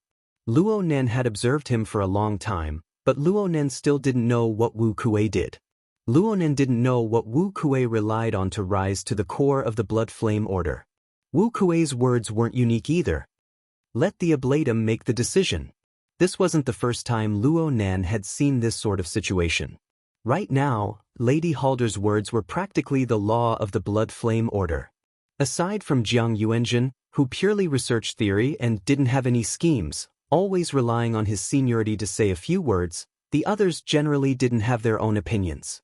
Mo Luan suddenly butted in at this time. I feel that something isn't quite right. The matter of coordinating the will of the Blood Flame is something that not only you, but also Ren Hong. Right now he's the main force of preaching. The 40th anniversary ceremony of the establishment of the order is just around the corner. He has to participate in a series of warm-up ceremonies. This is unavoidable. Jiang Yuanjun retorted, in the end, he isn't the Ablatum. Squeezing out a bit of time should be fine. The problem is that the Blood Soul Temple has already established a connection with the outside world after entering the 5th phase. They are more sensitive to psychic wave interference. Which of the recent ceremonies hasn't had powerful psychic waves? They also need to mobilize the will of the Blood Flame. All of these things may affect the structure and growth of the Blood Soul Temple. Even if it's hard to judge whether it's positive or negative, do we really need to take this risk before the blood sacrifice? Jiang Yuanjun's expression changed slightly when she heard this. She immediately changed her words. We have to be on guard. Lady Halder nodded slightly. Then it's Yin Lu. A bunch of words were said, but in the end, it was Lady Halder who made the final decision. Mo Luan would always provide the best reason for her to speak. These were the rules of discussion of the Blood Flame Order. Lady Halder's gaze turned to Yin Lu. December 21st is the ceremony of the establishment of the order. Nothing can go wrong. For the next few days, hand over the affairs in your hands that can be handed over. Don't think too much. I will send Meng Chong to follow you. You must ensure that nothing goes wrong.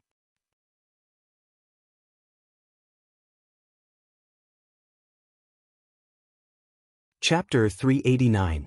The matter with the Blood Flame Order came to an end, but Luo Nen could not help feeling a bit vexed. It was getting harder and harder for him to dismount. It could be seen that the core members of the Blood Flame Order were extremely determined. They were all aiming to reconstruct the sacrificial vessel during the establishment ceremony. However, due to a freak combination of factors, the Wraith sign had replaced their original mold. This was an irreversible process.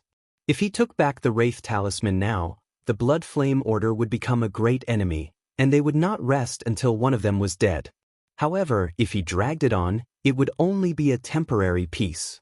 He would have to take it back sooner or later, and the longer he dragged it on, the more headache he would have. Unless he gave up the Wraith sign, but how was that possible?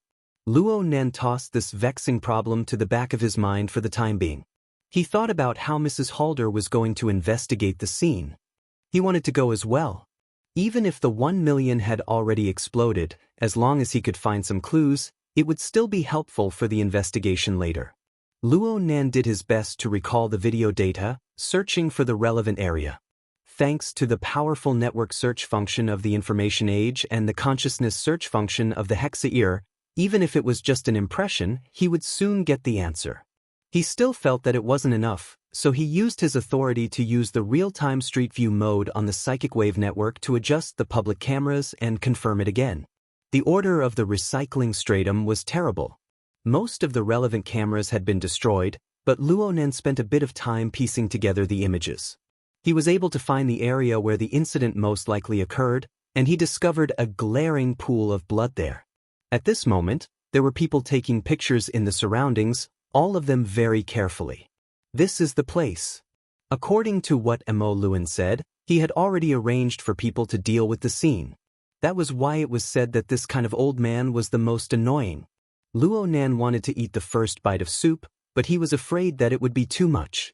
Glancing at his watch, the first class was about to end. After class, he would find a quiet place and enter an out-of-body state. It would only take him a minute or two to reach the River Wu district. Luonan's plan was quite good, and the preliminary work was quite in place. But the true big boss was unwilling to cooperate. On the podium, the cultured lecturer of the writing class said, "Let's not end the class.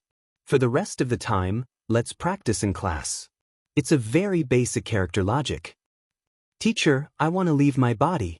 Luonan had to kneel when faced with the reality that he had to attend writing classes in a row and that there would be tests. Even if he wanted to sleep on the table, he couldn't. What to do? Given Madame Halder's shrewdness, there wouldn't be anything left of her once she arrived at the scene. Luonan's mind was in a mess, but the teacher didn't care about him. She directly threw out the requirements for writing practice. The goal of the practice was character logic. There were a series of requirements. The student had to make sure that the words they wrote corresponded with each other. The initial requirement was simple: describe an impressive person. Make sure you know the person well. Family, friends, and classmates were all fine. He could start with a description of their appearance. Of course, this involved a series of details such as the shape of the face, mouth, nose, eyes, eyebrows, beard, and so on. The Luonan of 2 months ago might have had a narrow range of choices, but it was much easier now. He had chosen Xue Lei, whom he had interacted with the longest. Yes, Xue Lei was closer to the understanding of normal people. Xue Lei was his target. The writing teacher must have a prying eye. Following that, there was a series of information such as address, health, family, education, love, marriage, history, religious orientation, actions, and thought patterns. Finally, the interaction with the target should also be listed, such as specific instances of helping or sabotaging each other's actions. There was a commotion in the classroom. Did this mean that their friendship was over? Luonen wrote in a very relaxed manner. It was like a sketch pieced together from words. This was his advantage. At most, he only needed to consider the content that exceeded normal thinking and logic. Perhaps Luonan was affected by this relaxed state, but the key points in his mind suddenly opened. As he wrote and wrote, his train of thought flew away from Xue Lei. It was just like what his teacher had always tried to express. Characters were a collection of social relationships. A single person's ability was limited. The help of friends and social cooperation were the only ways to increase efficiency. Why did he have to think of such an inefficient method like skipping class? His train of thought was clear. His writing might not be divine, but he knew what to do next. A strand of his mind was thrown out, and ink responded dozens of kilometers away. Luonan didn't have the time to pay attention to the progress of Trigate Security's operation over the past 2 days. He just divided a bit of his mind to ensure that ink was obedient. Actually, the official search mission had already begun on Sunday. Right now, it was the free time for professionals. Peony and Long Seven had split up to lead a group of people to collect clues. They would summarize and analyze the clues every day, but there had been no progress so far. In other words, luck was very important. Luonan activated the telepathic thought he left on Ink's body, and his consciousness descended. Ink was already used to this. It flapped its wings twice, expressing its welcome. Luonan's consciousness had just arrived, and he had yet to do proper business when he first felt a bit of peculiarity. Since Ink had a relatively low level of intelligence, Luo Nan's telepathic thought descended without any pressure. He didn't need to worry about anything. He had the most connections, and the corresponding feeling was the most familiar. Because of this, he immediately felt that something was different when his telepathic thought moved. It was like listening to a familiar song. The singer was the same, but there was a clear difference between the live version and the studio version. It looked like the effects of his 2-day closed-door training over the weekend were greater than he had imagined. Speaking of which, Luo Nan had gone from the fundamental format pyramid to the structure of the living starry sky with clairvoyance. From his internal organs, 9 orifices, and 6 roots to the state of his soul body, all of them had undergone relatively significant changes. This sort of change was all-encompassing. The resulting effects involved the structure of Luo Nan's body and soul, as well as all aspects of his internal and external connections. But because the effects were too broad, many things could only be experienced after actual contact. For example, after the format pyramid transformed into a star atlas, the connection between Luo Nan and his believers was no longer shackled by materialization. In fact, Luo Nan had become much clearer on an intrinsic level. He discovered at this moment that his observations on the mental plane had already taken on the mode of a telescope due to the effects of the atrium cyclotron 2 days ago. Through warping and weaving mental curtains, Luo Nan could obtain high-definition information from afar using a special format. This was the most crucial reason for the substantial increase in his mental sensing ability in recent times. Before, Luo Nan had only considered the changes brought to him by the telescope mode. Now he saw that Ink had become an important fulcrum and reference in this mode. It was like a Cepheid variable star in the universe. Astronomers borrowed its light cycle to modify parameters and measure interstellar distances with greater precision. But from Luo Nan's perspective, every detail seemed to have exceeded his requirements for precision after being modified by Ink. So much so that he only had a vague feeling that he was unable to accurately describe it. What sort of reasoning was this? Ink became a bit excited due to the existence of Luo Nan's telepathic thought. But no one else could understand its mood. Peony and the others were on the platform of a tall building in the Forest Wall district right now. They were using viewing binoculars to scan the city district. Ink stood on the binoculars, its claws digging into the outer shell. It was fine if it didn't move, but once it moved, it caused the lens to shake greatly. It was very hard to observe. Peony didn't even raise her head. She continued to use the binoculars to look around, but her slender fingers accurately found the target. She lightly flicked Ink's thick beak. "Mr. Ink, do you have any thoughts?" It carried a bit of childishness, but it also seemed to be teasing. In the classroom, Luo Nan subconsciously rubbed his mouth. He finally recovered from the changes in his ultra-precise perception. He connected the rubber band on Ink's ankle to communicate with Peony. He didn't really know how to deal with this woman, so he simply spoke his coordinates. "Go here." Peony stopped adjusting the binoculars' direction. She straightened her body and focused her gaze on Ink. She raised her eyebrows slightly, and a rarely seen expression of astonishment appeared on her face. Then she communicated with her soul strength. "You've discovered something? Are you sure? Where's the source of the information?" How could Luo Nan tell her? He couldn't find any other reason, so he simply shut his mouth and didn't answer. He wanted to say, "Do as you see fit," but he was afraid that Peony would retort back, so he simply had Ink close its eyes and pretend to be confused. Only after doing all of this did he come to a realization. Peony knew that there was someone behind Ink. "Close your eyes, Mies." Luo Nan was greatly embarrassed. There was no need to mention how to remedy the situation. However, Peony didn't get angry. She snapped her fingers and spoke to the support personnel of Trigate Security beside her. "We're going to change the location." "Oh, the effects are great." This was probably the fabled version of "do as you see fit." Ink still had the appearance of pretending to be asleep. Actually, he had completely absorbed the changes in the outside world and transmitted it back. Luo Nan's mind exploded with joy when he saw that an elite character like Peony, who was hard to grasp, was going to act according to his thoughts. Then he suddenly recalled that there were still people from the Blood Flame Order there. Soon, Haldev and Emolun would arrive as well. He wanted to warn Luo Nan, but if he did this, his previous act would immediately collapse. After a moment of hesitation, Luo Nan found a reason for himself. Let Trigate Security make contact with the Blood Flame Order. Maybe they can get more information? Oh, this idea isn't bad. The work efficiency of Trigate Security was quite high. When they heard Peony say that they had a clue, they immediately dispatched a low-altitude aircraft. They only used 12 minutes to complete the transfer. When Peony and the group of support personnel arrived at the target location Luonan mentioned, they arrived a bit faster than Mrs. Haldev and the others, who were quite far away. Mrs. Haldev didn't move forward after seeing Peony and the others arrive. She just let the on-site management personnel of the order negotiate with Trigate Security. As for how Luonan knew, the Wraith sign wasn't involved in this. That fellow had already changed his breeder and was currently recuperating at the headquarters of the Blood Flame Order. Luonan relied on Ink. Ink flapped its wings and flew up, circling within the shadows of the tall building. Behind the tightly sealed doors and windows, pairs of eyes stared at this enormous bird.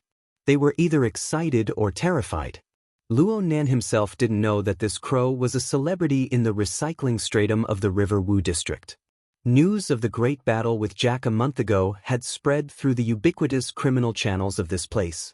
The residents who lived here more or less knew that a powerful and mysterious power had crushed the Jack Mafia that originally occupied this place. The main force of the mysterious power was a burly man.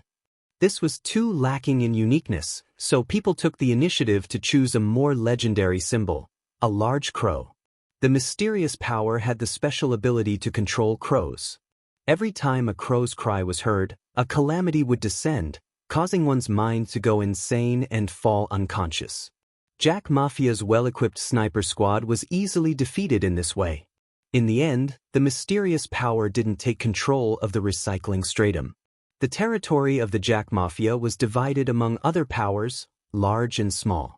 However, due to the free and unrestrained behavior of the mysterious power, the surrounding residents, who had been tossed and turned by the gangs for a long time, unconsciously felt a bit of reliance on the mysterious power.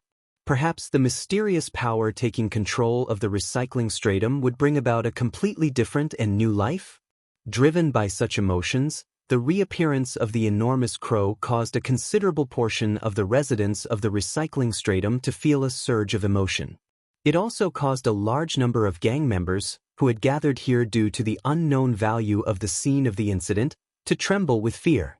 Luonan didn't understand the cause and effect, but he could feel the actual psychological effect that Ink's appearance brought to the surrounding people.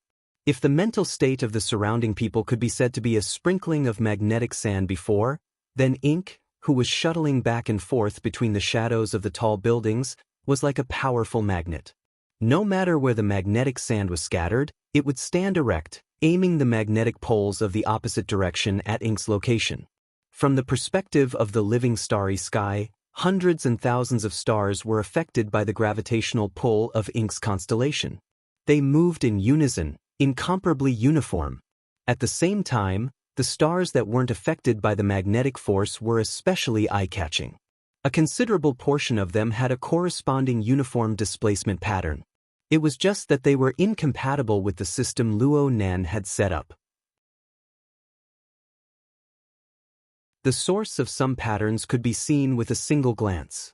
For example, the people of Trigate Security obeyed Peony's orders and obeyed the arrangements of their superiors.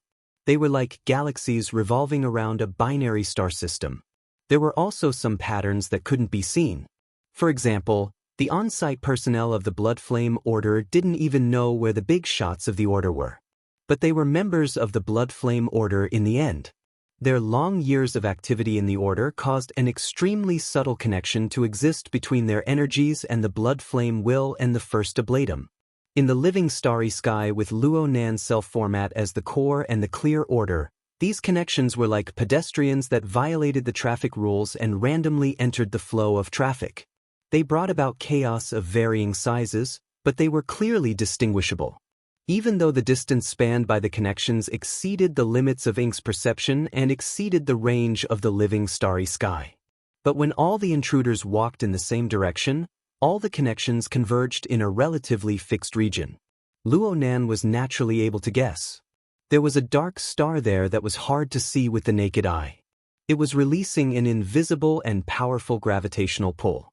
Ink circled around twice before quietly expanding its flight trajectory outward. It gradually brought the possible locations of the dark star into the range of Ink's senses. A dozen or so seconds later, a dark nebula that was hard to pry into appeared within the living starry sky.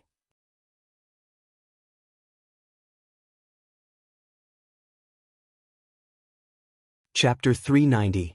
So mental senses could be used in this way? Luo Nan's train of thought opened up.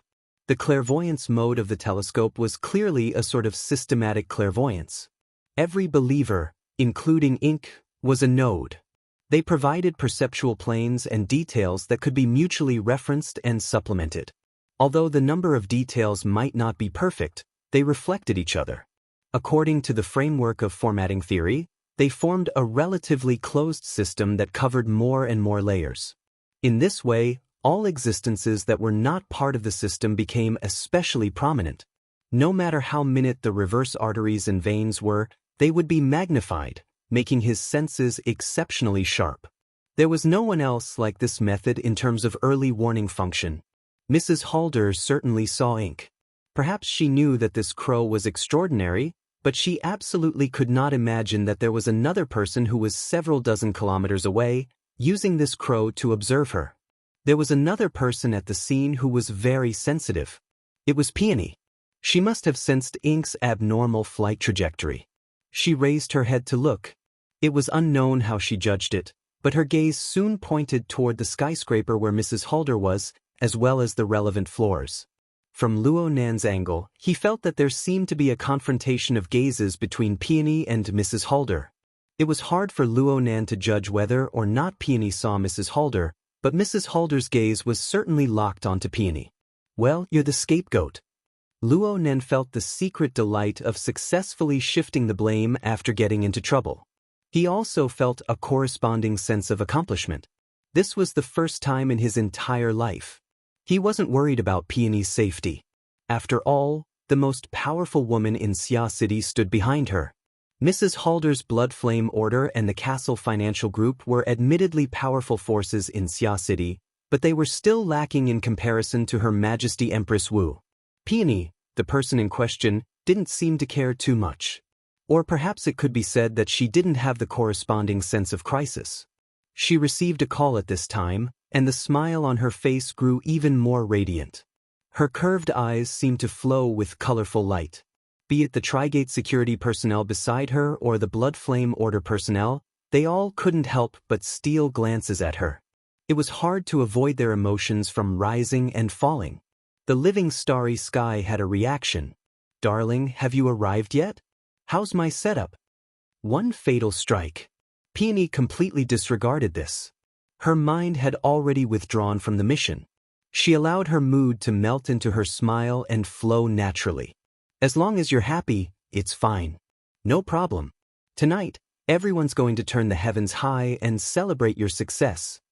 He should be her boyfriend, but what's with that doting expression?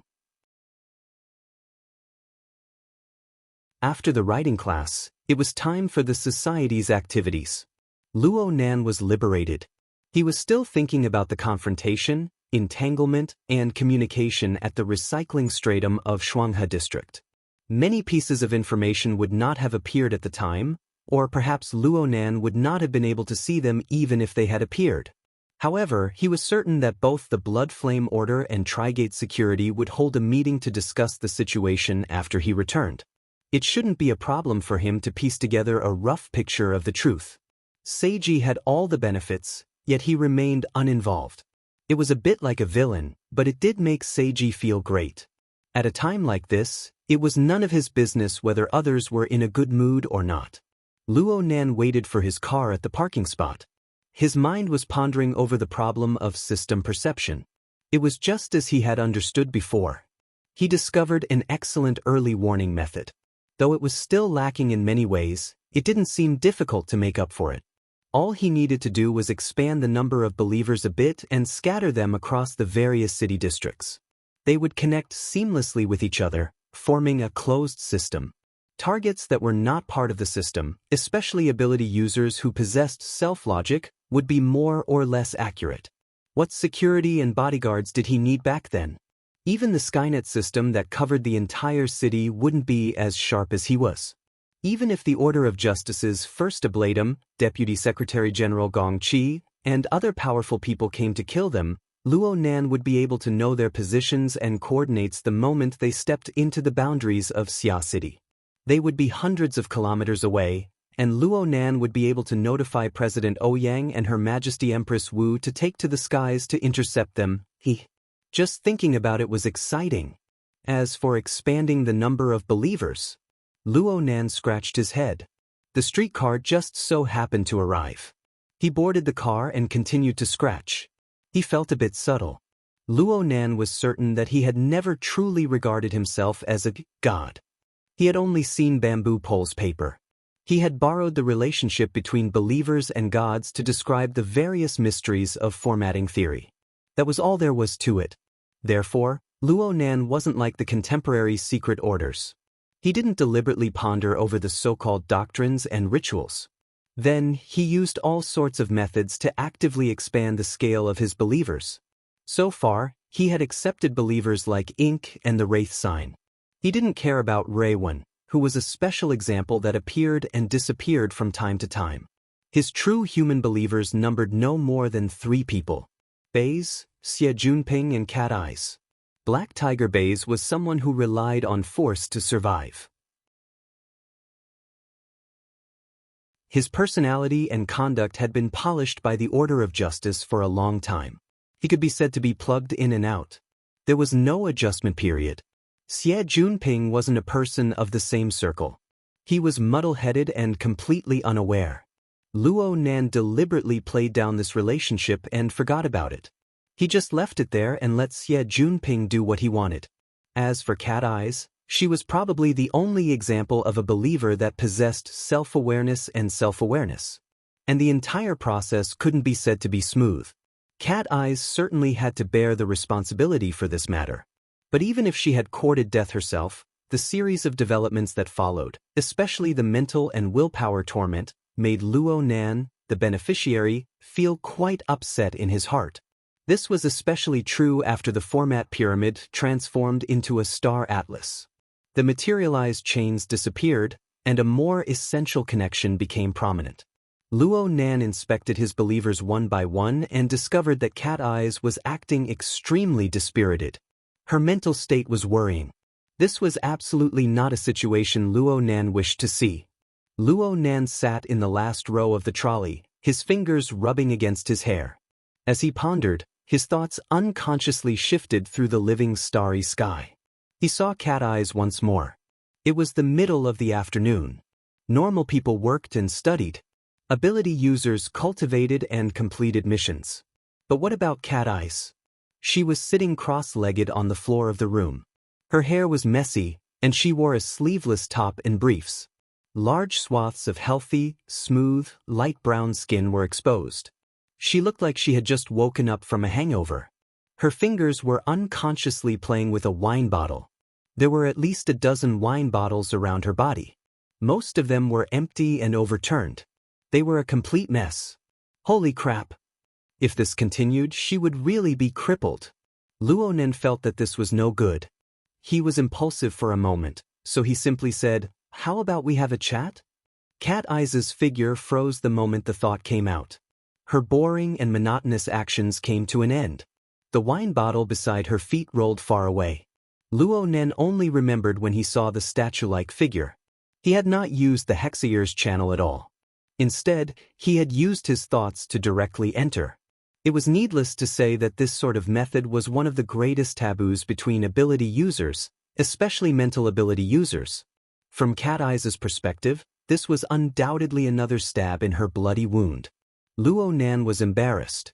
He didn't even think about whether or not he should apologize. But then he saw Cat Eyes reveal a strange smile for some reason. She supported her forehead with her hand, pressing against her hairline. She gathered her fluffy hair a bit, and her appearance was a bit similar to Luo Nan's. It was just that she exuded a serious feeling of decadence and a bit of self-mockery. Okay, but I still have to go teach dancing in a bit. Boss, do you want me to skip work? No need. The class ends at 8 in the evening. No problem. Only after Luo Nan spoke did he remember that he still had a social engagement tonight. He could completely have Cat Eyes come back tomorrow. But the words had already been spoken. Changing them now would be too passive. He might as well just stick together. Then come to Frost River reality at Cloud City Water Village. I'll be waiting here. I'll be there at 8:30. The conversation ended here. The conversation between the two did not use any electronic devices. It was purely a telepathic exchange. It was smooth and natural, as if they had done this countless times. Cat Eyes looked as if she had just finished a routine phone call. Her face was apathetic. She picked up a full wine bottle beside her and skillfully opened the cap with her fingers. She blew too hard and the yellowish liquid of the wine overflowed from the corner of her lips. It flowed along her chin, neck, collarbone, all the way to her bulging chest. It seeped into a deep cleavage that could make any man stare blankly. Her camisole was drenched. The contours of her body and the corresponding details were all revealed down to the finest hair. That scene. Luo Nan's face turned red. He hurriedly cut off his telepathic thoughts. He unconsciously increased the strength of his fingers that brushed past his hair, scratching his scalp until it hurt. Only now did he truly come back to his senses. He really called that sister over. What was he going to talk about? Was he going to talk about taking her in as a believer? I'm very sorry, but I haven't figured out the unfollow function yet. Why don't you wait a bit? Or should I say, girl, since you're already like this, you should obediently listen to me in the future. Warm my bed, make my quilts, dance for my amusement, and serve me well. I'll guarantee you glory, splendor, wealth, and endless benefits in the future. Damn, he was too impulsive. Luo Nan held his head, dispelling these senseless and foolish thoughts.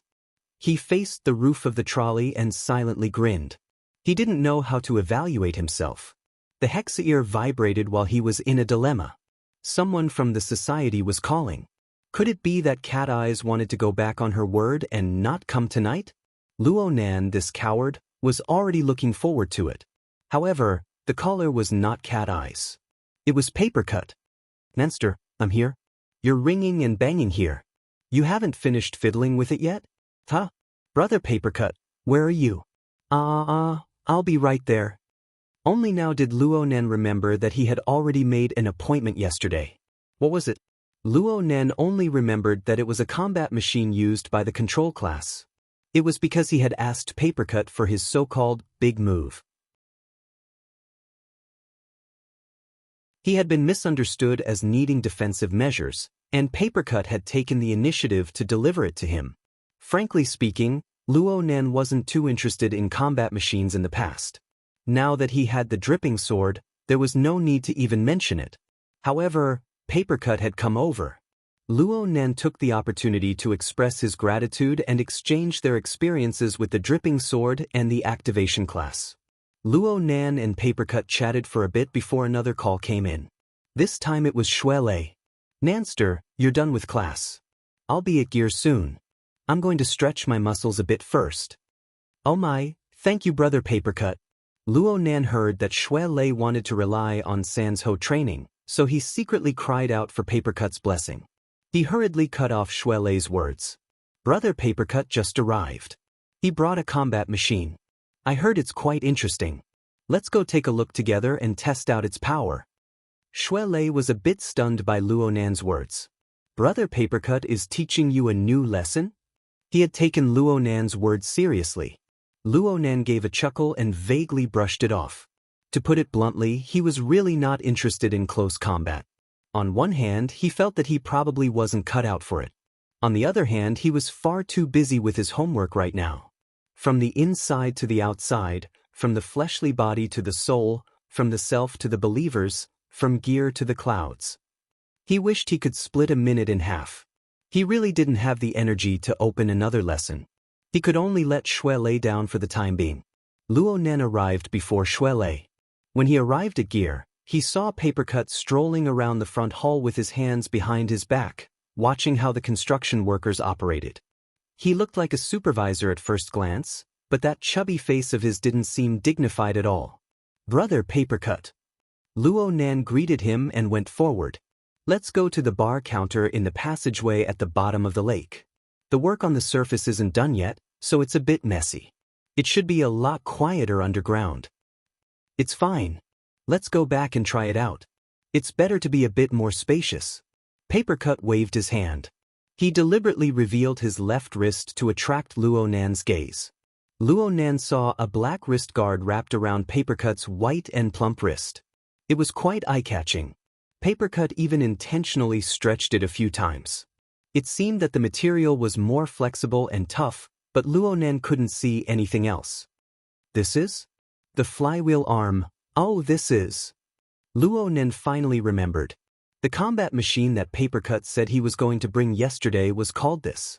It sounded like a metal prosthetic at first glance, but Luo Nan never expected it to be like a wrist guard. It could be bent and bent as it pleased. Flexible metal material? The metal composition isn't high. After all, the vast majority of metal materials aren't suitable for soul strength interference and control. The ratio needs to be very particular. Papercut took off the flywheel arm and handed it to Luo Nan. "Try it and you'll know. This thing is quite light and portable." "Oh, I've sent over the instruction manual." "There's even an instruction manual?" "Of course, there's an after-sales service as well." Papercut chuckled as he helped Luo Nan put it on. He taught Luo Nan the basics of how to use it. Luo Nan put this thing on and felt that it was different from a normal sports wrist guard. Aside from the material, it was a bit thicker. The feeling of fixing the wrist was quite obvious. Luckily, it used memory material. Luo Nan just needed to bend his wrist a few times to be able to wear it comfortably. Whether it was comfortable or not was not a key indicator for a combat machine. Even Papercut said, "It's light and portable. It's easy to use. You don't even need to be taught. You can learn it with a glance. As for speed, lethality, and so on, they're all average. It's quite interesting to treat it as a toy. I just want you to experience the technique of the control class and see if you're interested in delving deeper into it. Do you understand the instruction manual?" Luo Nan didn't say anything. He turned his wrist and looked at the structure of the flywheel arm when it was bent. He combined it with the instruction manual and observed it carefully. Only then did he discover that when this thing was woven, it was divided into several layers. Each layer was independent, like a deformed fish scale armor. The layers were stacked on top of each other, but they weren't fragmented. There were only a dozen or so pieces.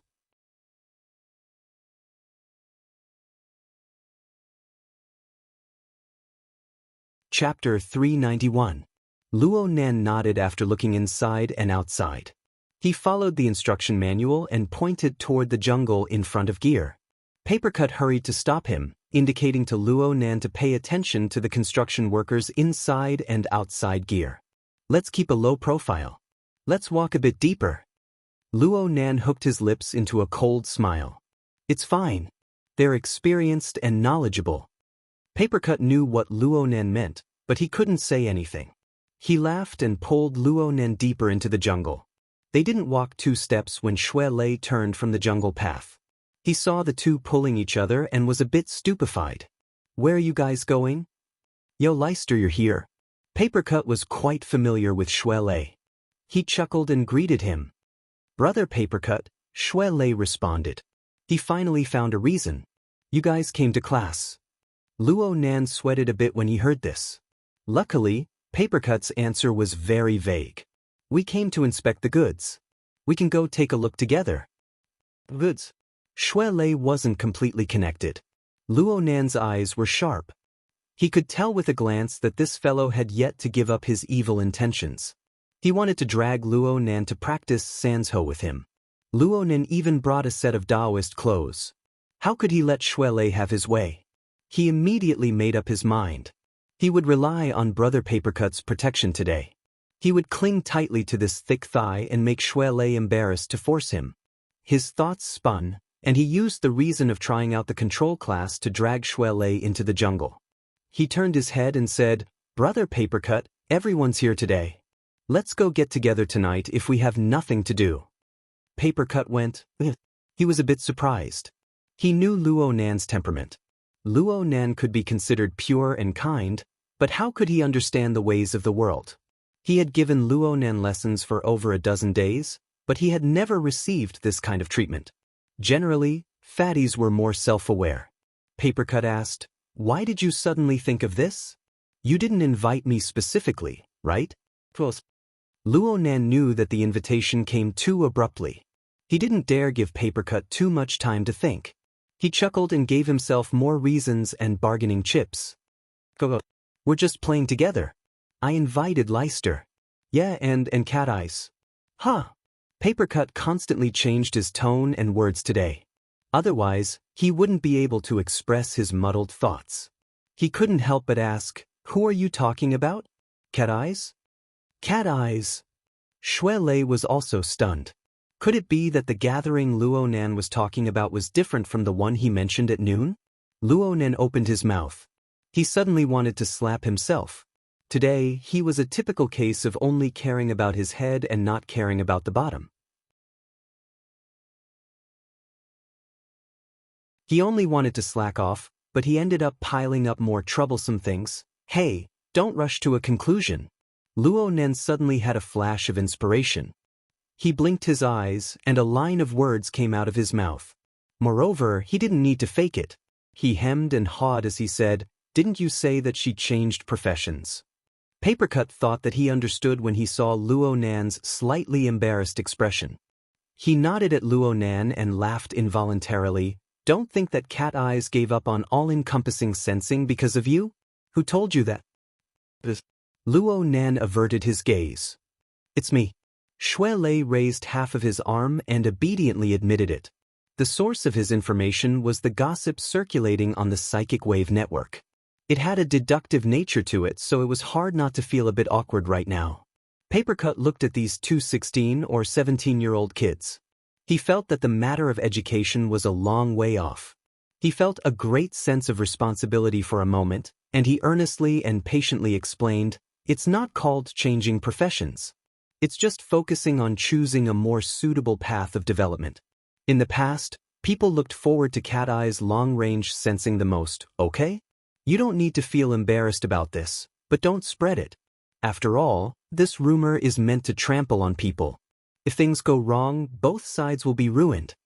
Luo Nan and Shuelei obediently lowered their heads and received the lecture. Papercut thought about the meeting at night and didn't know whether to laugh or cry. Cat Eyes actually agreed? She doesn't feel embarrassed. Indeed, she wasn't embarrassed. She was dispirited. Luo Nan felt more and more that inviting Papercut to oversee things was a good choice. At the very least, there would be a buffer. They could get through the most awkward period of the early stages. As for how to communicate in depth and eliminate misunderstandings, Luo Nan could only act according to the circumstances. Since Cat Eyes had said this much, Papercut found it hard to refuse. He was worried that these two youngsters weren't good at the art of communication.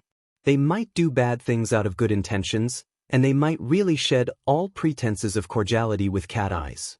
Cat Eyes was quite famous in the society for her eccentric temperament. Since he had decided to participate, Papercut didn't waste his breath. He saved his strength for tonight. He sighed and brought back the main topic. Come. Let's first operate the flywheel arm." Though Luo Nan didn't have much interest in this type of combat machine, he still chose this one when he had to choose between sparring with it and Sansho. He immediately roused his spirits and prepared to mobilize his interference power according to the instructions on the manual. Papercut wanted to teach him how to aim first. The safety factor of this toy is quite high. You won't easily injure yourself, and there are no problems with various postures. But you need to know that this isn't an energy wave. It's too stupid to point your palm forward. It includes finger jabbing and arm stretching. All of these are useless moves. Luo Nan was a bit at a loss from Papercut's words, Then what kind of posture should I use? There's a lot. The most effective method is to throw it. It's like throwing a dart, striking out with a fist, chopping with a knife hand, and so on. Anything works. Luo Nan waved his arms stiffly. Like this? Shui Lei curled his lips to the side. Zero foundation. Clearly, Shui Lei already had some judgment regarding the matter of Luo Nan repeatedly avoiding Sanzhou training. Right now, he was jabbing at Luo Nan. Luo Nan pretended not to hear her. He first tried it twice, then he began to mobilize his interference power, pouring it into the wrist guard to activate it. As the divine chakra and body chakra intersected and rotated, the heart lamp of the eye's orifice lit up and illuminated his brain. In the past, this would be the sign of the formation of interference force. But Luo Nan's foundation was far too thick, even if he didn't put much effort into cultivating the internal refinement technique in the past 2 days. He also had the assistance of the Wraith sign's meteorite descent. Under the urging of many factors, not only was the eye's orifice a small success, but the orifice of the mouth and tongue had also taken shape. It transformed into a spiritual pool of liquid jade, resonating with the heart lantern of the eye's orifice from a distance. In terms of internal training, the mind lamp spirit pool was like the spring sun melting into snow, the cold and warmth stimulating each other. And in terms of the interference of the mental and material planes, after the mind lamp was lit, the spirit pool filled with jade liquid would turn into the highest quality lamp oil, connecting with the mind lamp and helping it burn layer by layer. In this way, it was equivalent to combining 3 apertures into one. The strength of his interference power had increased by more than 3 times. Luo Nan originally wanted to follow the instructions in the manual and increase the control, but now he directly raised it to the max. His arm trembled slightly, and then a long hissing sound rang out. A circular sheet ejected from the middle of the wrist guard. It first spun in midair before suddenly accelerating. It advanced in a straight line through the air with a thud, cutting into the trunk of the large tree in front of him. The entire sheet sank in. Luo Nan noticed that the entire process didn't seem like he was shooting a dart. It was more like he was shooting a missile. The flywheel arm acted as a launching tube. All it did was fling the sheet out. The driving force was what drove the sheet to kill the target. Otherwise, with the sharpness, speed, and trajectory of the sheet, Luo Nan's palm would have been the first to be pierced. The safety settings were very successful, but the power was only average. At the very least, it was a level lower than normal firearms. Of course, it was fatal to normal people, but Luo Nan needed to consider it carefully against ability users. As Luo Nan was thinking, Papercut laughed from the side. This is an emergency shrapnel. It's used to scare people when you meet the enemy in a hurry. You used up all your strength just now, right? Luo Nan still needed to adapt to the changes in interference power after combining 3 orifices into one. He just laughed and tacitly agreed. Papercut continued to teach Luo Nan the trick. Did you notice that the emergency shrapnel just now was shot from the middle layer of many layers of armor? Every single one of them is like this. There is no way that the upper layer will be the first to fire. This is all for the sake of drawing support from the reaction force between them. The friction is sufficient to ignite fire. Feel it.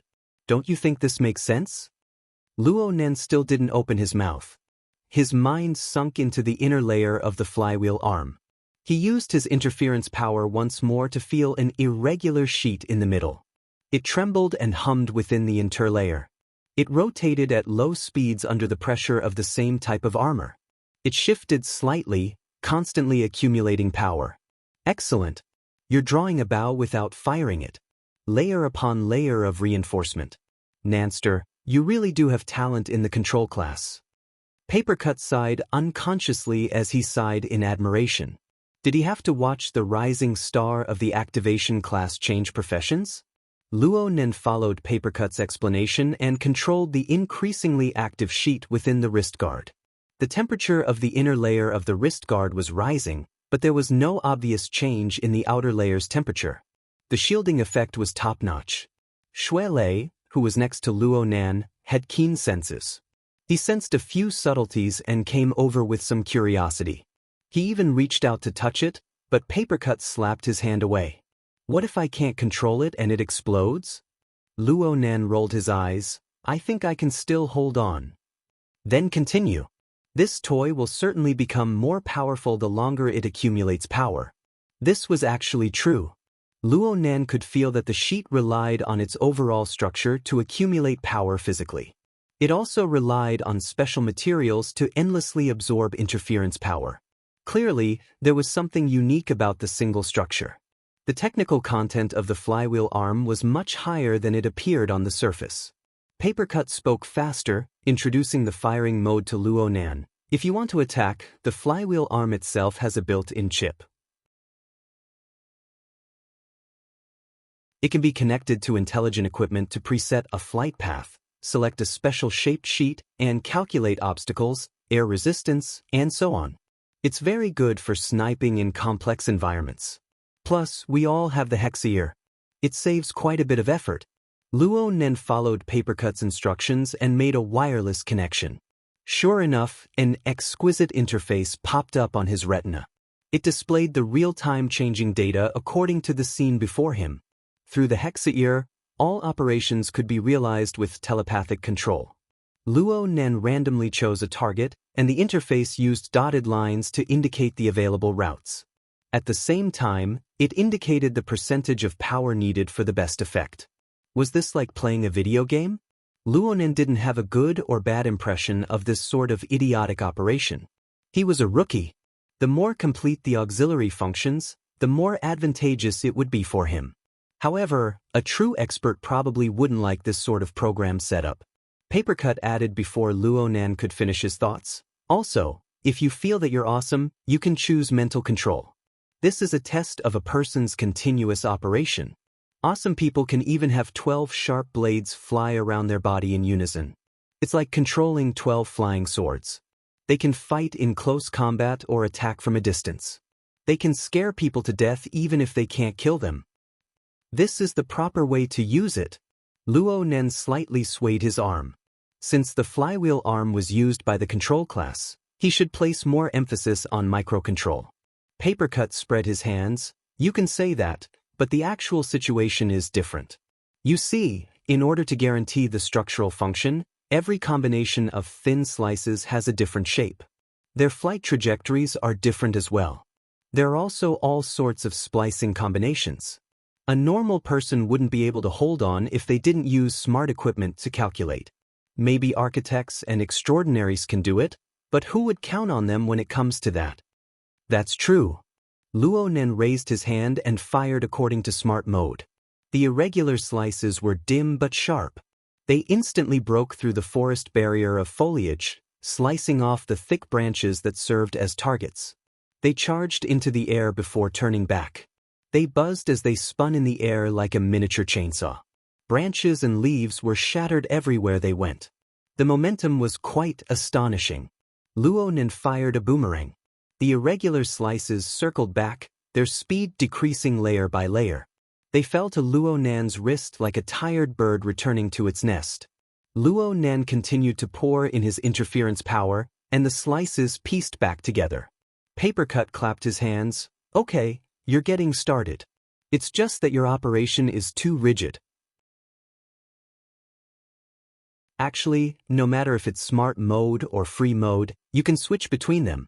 You can change directions at will and increase your power. If you're in combat, I suggest you first use smart control.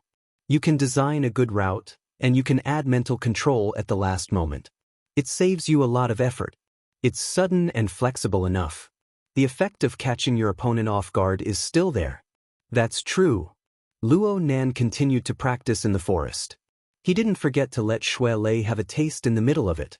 He pacified Shui Lei's emotions and divided his mind, so that Shui Lei wouldn't jump back to the topic of Sanzhou training. Time passed quickly, and the sky was already dark.